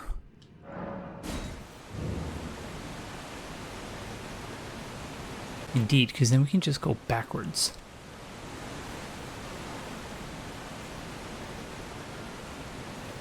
There's so many thumbnail options for this episode. I just can't pick. Still thinking about the darn ants. Again, serves me right. Granted, I was just a kid. I didn't have a clue what I was doing.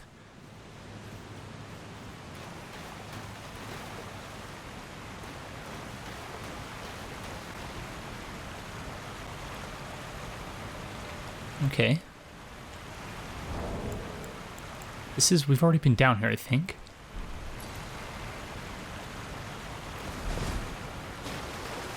Yeah, that's where those friends are. So, because I was under the impression we missed something here. Unless we haven't. That's where that primordial night was. These friends are all just hanging out in here. So maybe we didn't miss anything.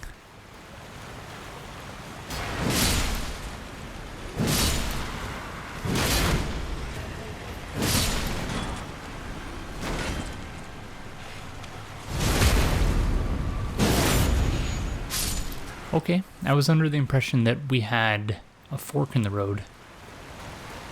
And that we took one direction, but we could have taken another. But it looks like we've actually exhausted everything in this area. These puddles seem very unnatural. Like, for starters, you don't see our reflection in it. And that could just be a graphical limitation.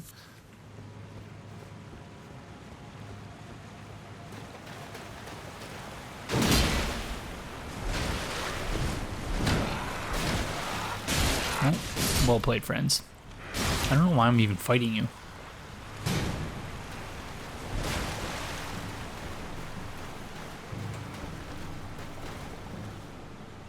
Yeah, there's really no reason. Oh, guess if you insist. Sorry, helmeted shield friend. Okay. So maybe it does make sense to go back to the... Is it the river bank? No, it's the Mimic Tier site of grace, so that we can continue in this direction.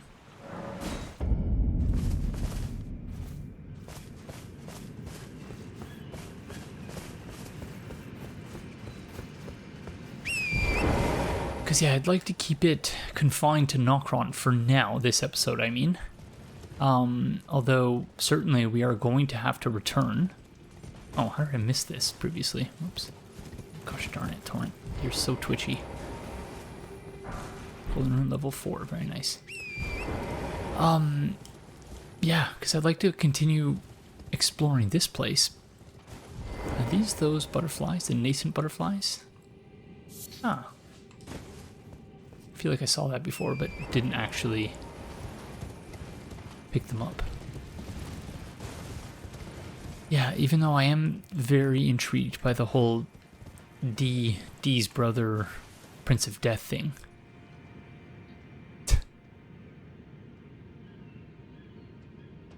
This one friend sees us.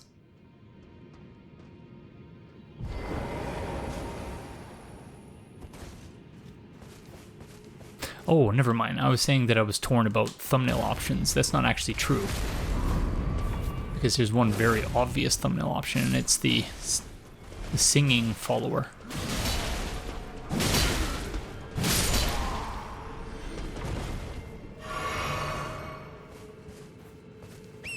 Okay, we've already lit that one though, so we just gotta find the rest.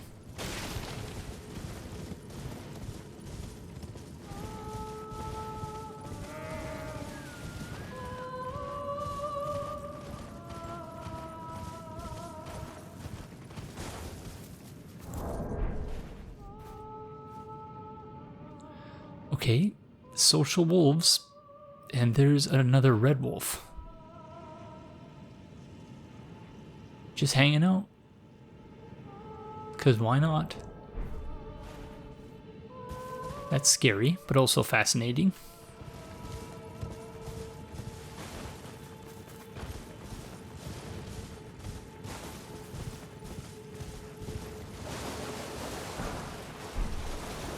Somber Smithing Stone level 5, very nice. Oh, that's a dead end. And another lamp. Oh, crud. I think they see us. That's bad. Yep. Okay, this one doesn't have a sword, so that's at least something. Oh, doesn't really matter. They still got magic.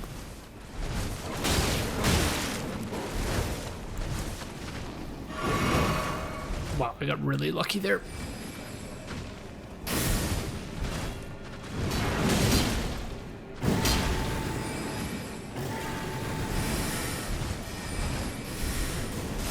Oh. Well played, wolf friend.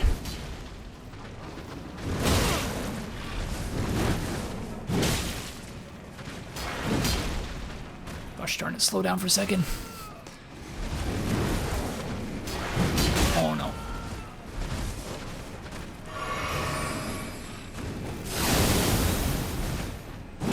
The wolf got me with that every single time. Whew. Okay, seemingly that wolf is a one wolf crew. Because otherwise would not have got a refill there. I suspected that that wolf was with the smaller wolves who were just running around. Maybe not. Bloodstain. Someone undoubtedly trying to light this without dealing with the wolf. Okay, we got a couple scarabs here. We missed the scarab earlier, didn't we? Where the heck was that?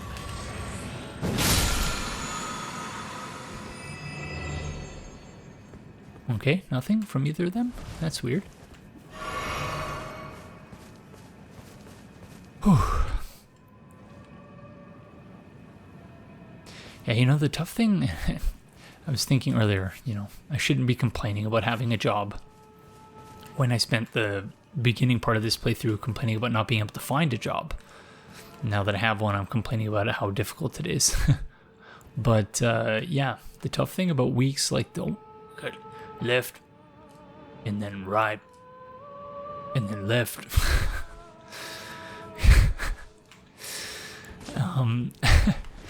Yeah, the difficult thing about weeks like the week I just had is that you spend the whole week working ridiculous hours and just being exhausted. And then the weekend comes and you're like, oh, that's great, it's the weekend, you know, I can do all of these things, but you have to spend basically your whole weekend recovering. I just feel dreadful today. Oh no, rats. Sorry, rat friend. Ash of War Enchanted Shot.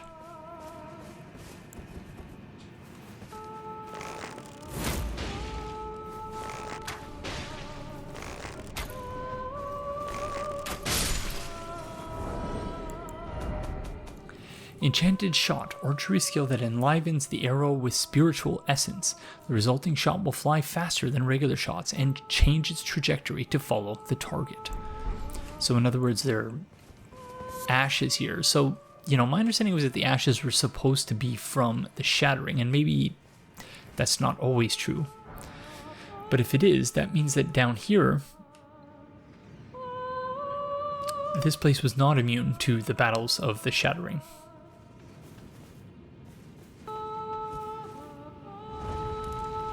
Okay, they're harmonizing.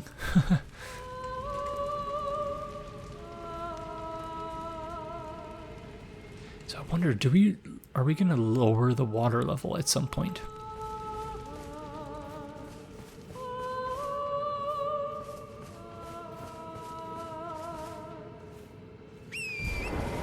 And how come these ones don't have like a blue force field around them, like the two that we saw down here?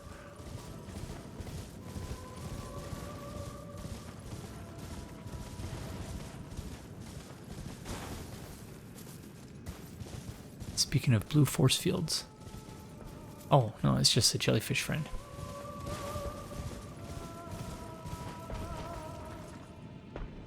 Okay, we've already lit that one. So we'll let those friends do their left-right dance in peace. Pretty sure this is where we got that talisman, and it is indeed. So that's done. And this was the path to the aqueduct.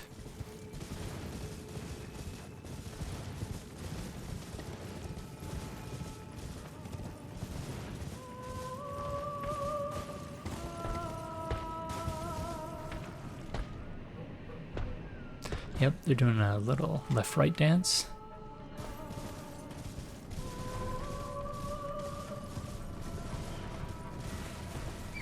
So this is where we're going to have to return. Yeah, we're missing one. One flame, and is it this one here? It looks like it is. Very nice.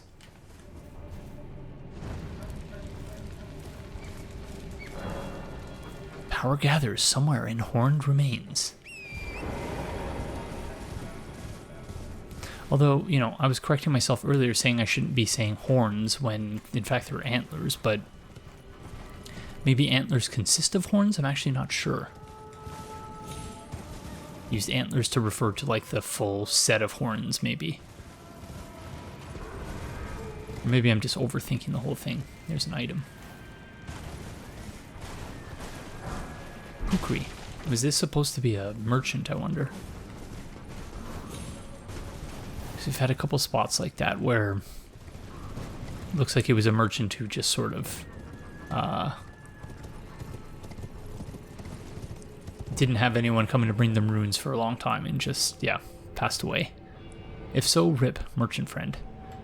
Okay, let's touch these horned remains.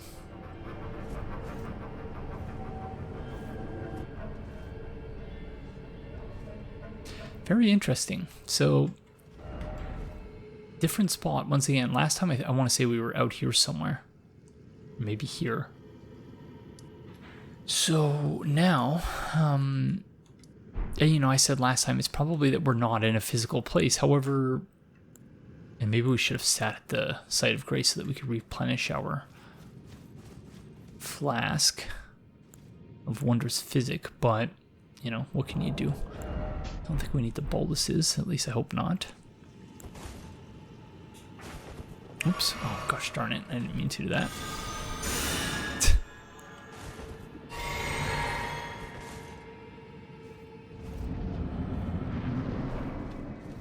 Regal Ancestor Spirit.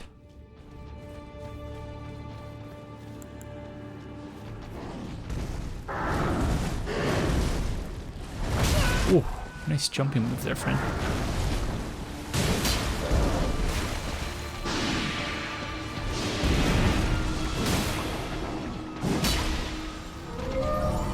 So we're the villain here, right? Like, why are we fighting these ancestor spirits? Just doesn't seem like a nice thing.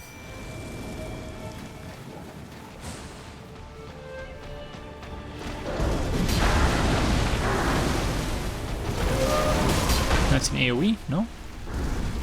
Gosh darn it. Without my Flask of Wondrous Physic, I really have no stamina control. Oh, rip, spirit jellyfish friend. I'm sorry. Oh, gosh darn it.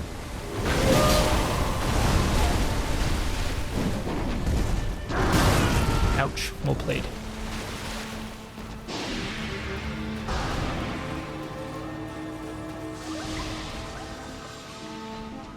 Oh, they're little ghosts of the friends just wandering around. Wow.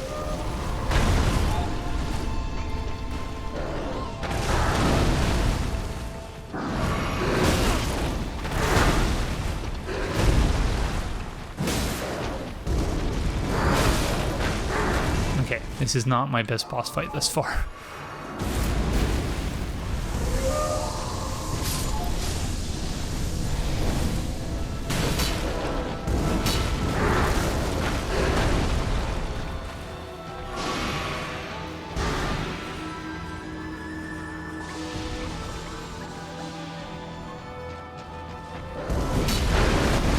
Keep missing those jump attacks. Oh wait! I did not realize they were healing. Gosh darn it, well played. I wonder how you're supposed to stop that.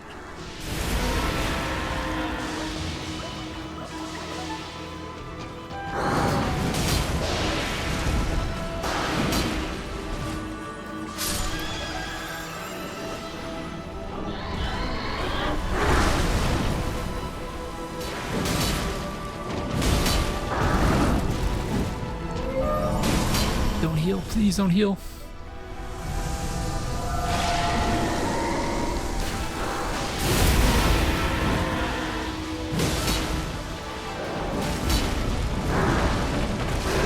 Okay, we need to prevent the heal. Rip, friend.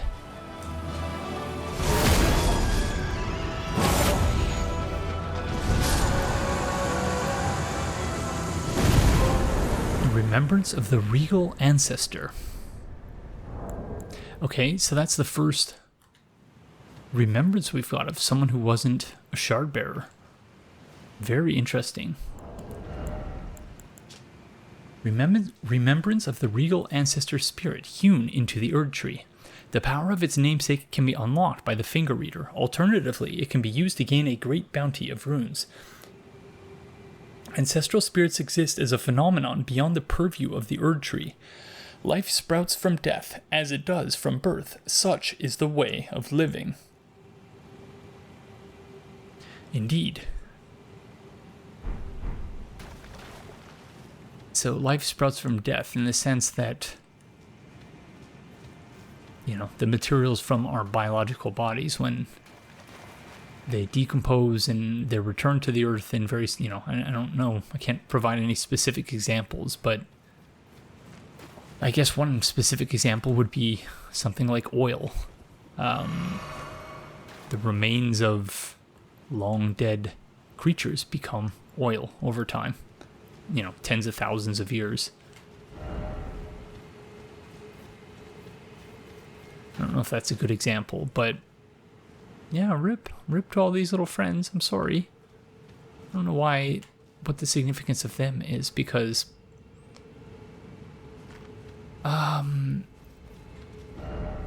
death indeed.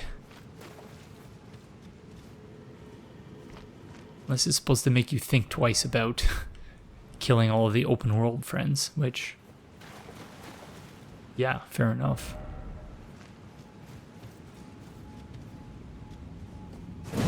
Right, and so again, I guess this is an example of this.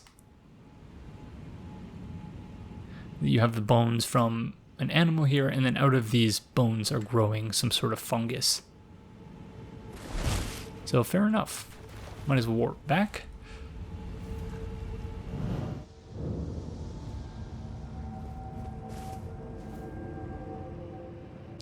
Okay, maybe we should go speak to the Finger Reader then.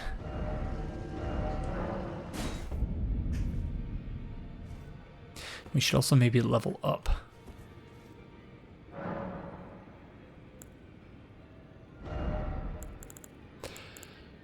Okay, the question is, what do we level up now that we've got Vigor, Endurance, and Strength all the way up to 40? Probably Mind, I guess? So that we can start using a greater range of summons? Yeah, let's do that.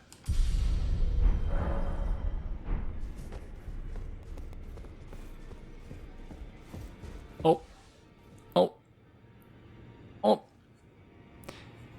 It's the Finger speaking. You will bring me rice pudding. I'm running out of like favorite food dishes to use for this this joke that I'm sure everyone is probably tired of by now. But yeah, eventually I'll run out and then the segment will be done. Hi, friend. You have returned. What is it? Okay, so winged great horn, distinctive horn suffused with the power of ancestral spirits. This large wing-shaped specimen is wielded as a weapon of spirit worship. In the ancestral spirit worshipping faith, these are considered envoys' wings, made to reap the lives of beings which experience no sprouting. Unique skill, Soul Stifler. Raise the Great Horn's wings to summon a soul-sapping miasma. Enemies in the affected area will temporarily suffer from reduced defense. Ancestral Spirit's Horn. Item cut from the horns of the Regal Ancestor Spirit. Oh, that's not nice. Restore FP upon defeating enemies. A number of new growth bud from the antler-like horns of the fallen king, each glowing with light. Thus does new life grow from death, and from death one obtains power. Now go forth. Let the words of the fingers guide you. I will indeed, friend. Oh, gross. So something that I was thinking about while watching some old episodes in advance of their release is the fact that the finger readers speak for the fingers, but the fingers, according to some of the dialogue from earlier in the playthrough, the fingers speak on behalf of the greater will. So again, we appear to have some sort of, whether the telephone is broken or not, but like the idea of broken telephone being whenever someone passes along a message from someone else, it gets sort of filtered through their own experiences and their own perceptions and misperceptions, such that the message at the end of the line ends up being different than where it started. And in this instance, the idea that, these fingers would be accurately portraying the truth of something is, a little bit unclear, uncertain. But the fingers at one point indicated that the greater will was pleased with us. So, who knows? This place really is dead now.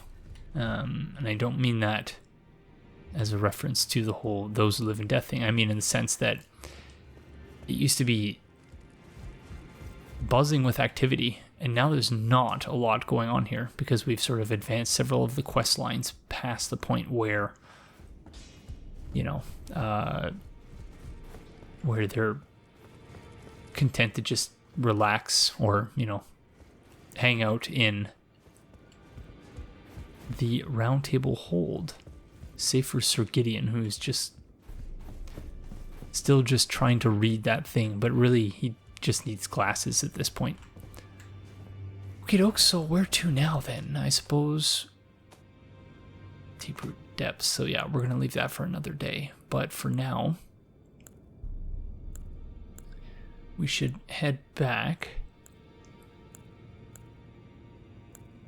once again to the Mimic Tier Site of Grace.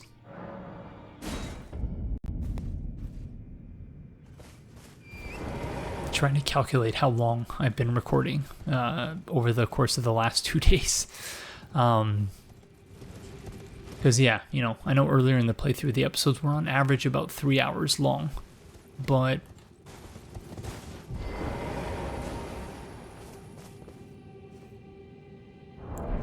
okay, I suppose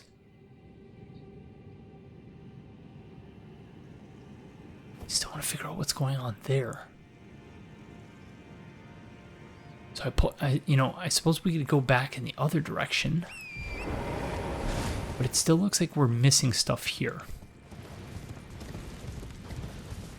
So I think we need to continue sort of clearing this area. Then we can go back in that direction and see what's going on with that friend, the giant friend. Unless there really is nothing else going on here, because we've dealt with that. Dealt with that wolf over there.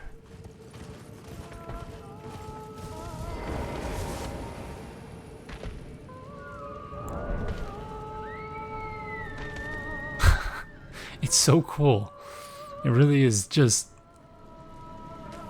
Oh, except for that aspect of it I don't find cool. Sorry, friend.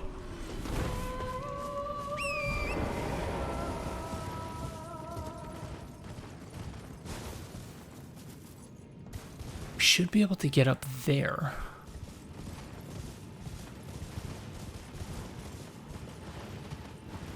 But from where? Maybe that's an up before down situation? Oh, finally.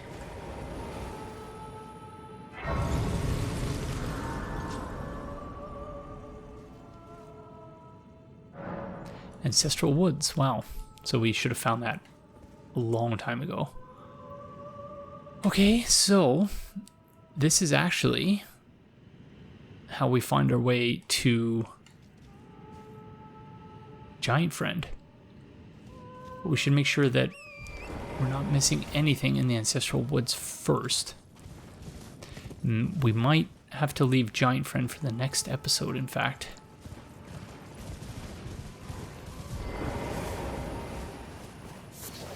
Beast Blood. Smithing Stone level 4. And Beast Blood. Oh, I thought you guys were friends, or friendly, I should say. Because of course you're friends, but... I'm sorry.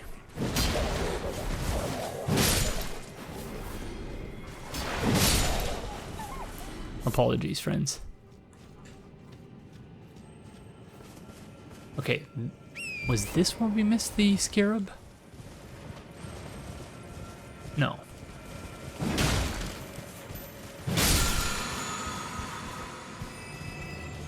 Yeah.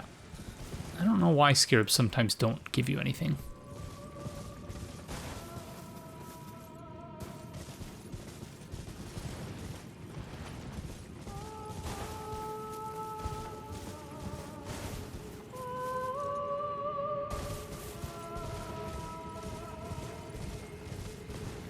There may not be all that much to this area other than what we've already done.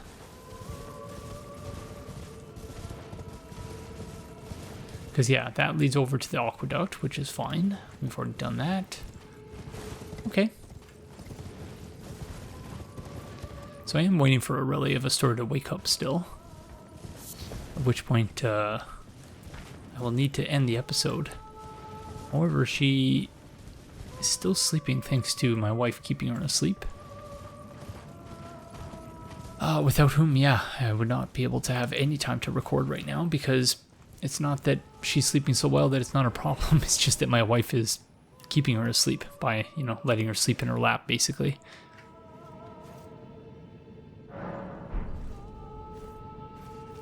So shout out to... I suppose I should come up with another name for her in the same vein as Aurelia of Astora. A blank of Astora name, but it needs to be... Oh, so this is a legacy dungeon then? Or can we just not call Torrent on this particular location? Okay, creepy music has started again.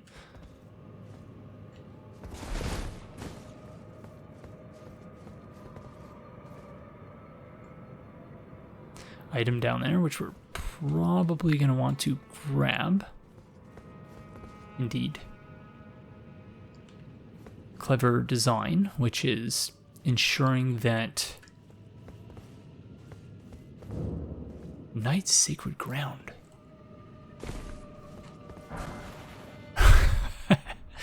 Oh yeah, give me some of them rejuvenating boluses, please. Alleviates death blight buildup. Blight accumulates slowly, causing instant death once the threshold is reached, so it's cursed essentially. Take one of these in a timely fashion to avoid such an event. Okay. Blight. So, those of you who have finished the game are probably just having a good hearty chuckle at me saying, oh yeah, you know, this place is beyond the reach of death. Look at his friends doing the wave. Uh-oh. What are the bloodstains for? Ooh. Oh. Was that supposed to happen? The tear just walked off.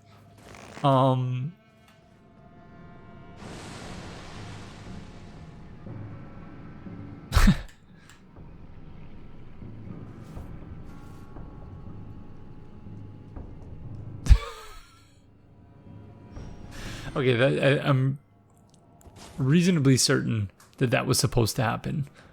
And maybe I'm not supposed to find it funny, but I actually find it quite hilarious. Wow. It's a bit unsettling if you think about it, I guess. Rune Arc, very nice.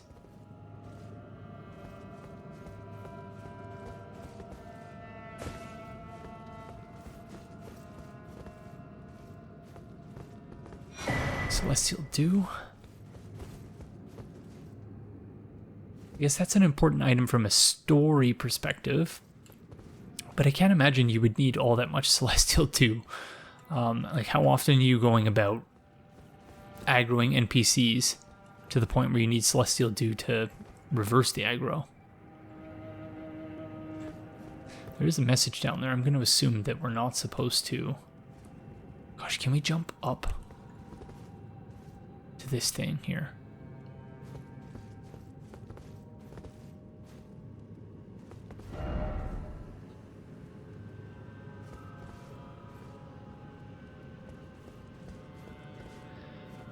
I have a feeling not. I don't see any messages or bloodstains here, though. Like...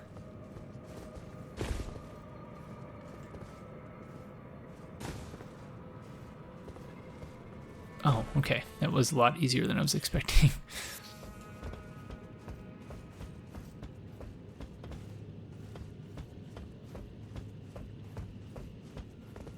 Although, there's really not much over here.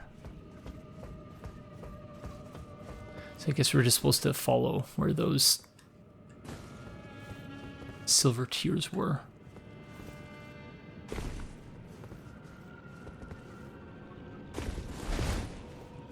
Just running off the edge. That was creepy as heck. But also, yeah, hilarious.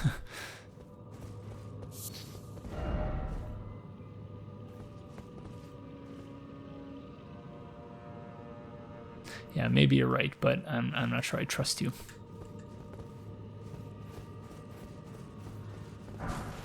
Golden Rune level 7.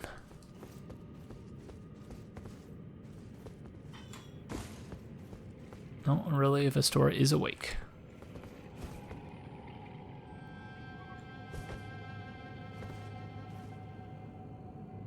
So we need to find a site of grace. Don't you dare, I did it. So in other words, there's nothing over there. Thank you, friend.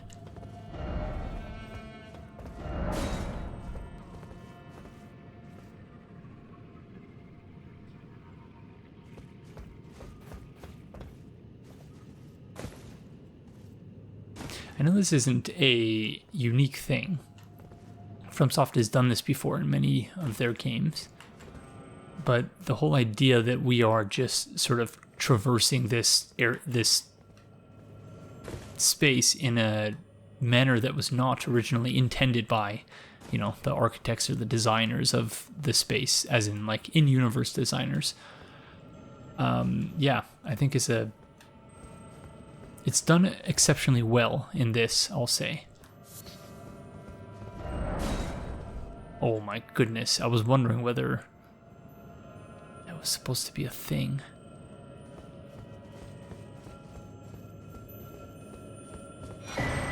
Black Wetblade.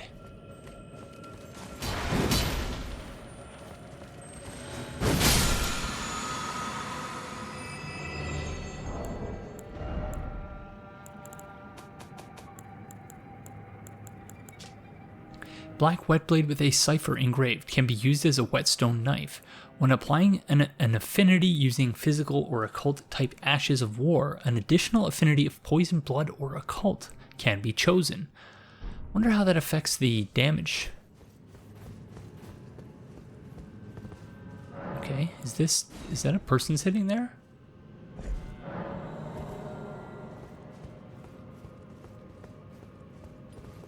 Oh, uh-oh. Oh. It is indeed. They're using a shodel.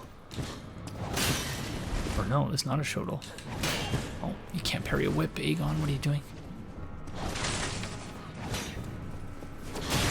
We saw one of these friends in the upper part of the city. Nox Swordstress Crown. Crown worn by swordstresses of the Eternal City. These women are the personal guards of the Night Maidens, and the silk hides their eyes. Long ago, the Nox invoked the ire of the Greater Will and were banished deep underground. Now they live under a false night sky, in eternal anticipation of their liege, of the coming age of the stars, and their Lord of Night. Fascinating. Is this a chest? Oh my god, it is. Not a mimic.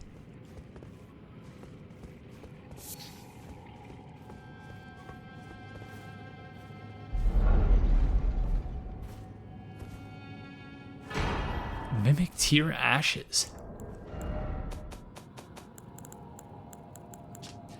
Legendary Ashen Remains, used to summon the spirit of a mimic tear. Summoning consumes HP rather than FP. That's very interesting. So it takes from your health points, your sort of life spirit, instead of your focus.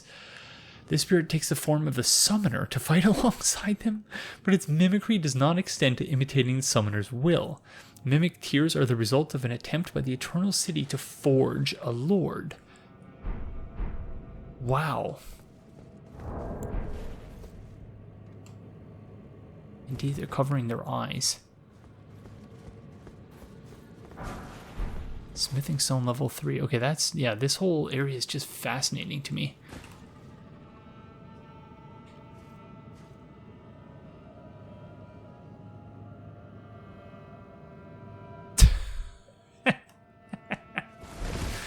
Oh, yeah. That is definitely... Is it that far, though? Oh, gosh, I'm laughing and now I'm going to die too. Watch. Thank goodness.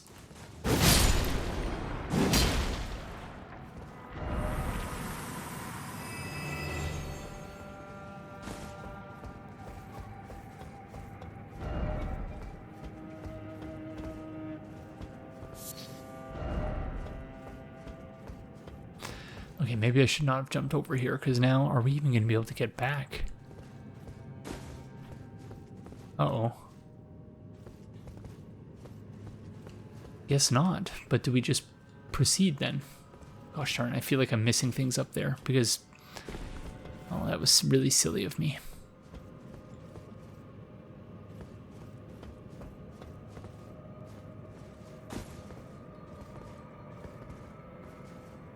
No. Oh, I'm dead.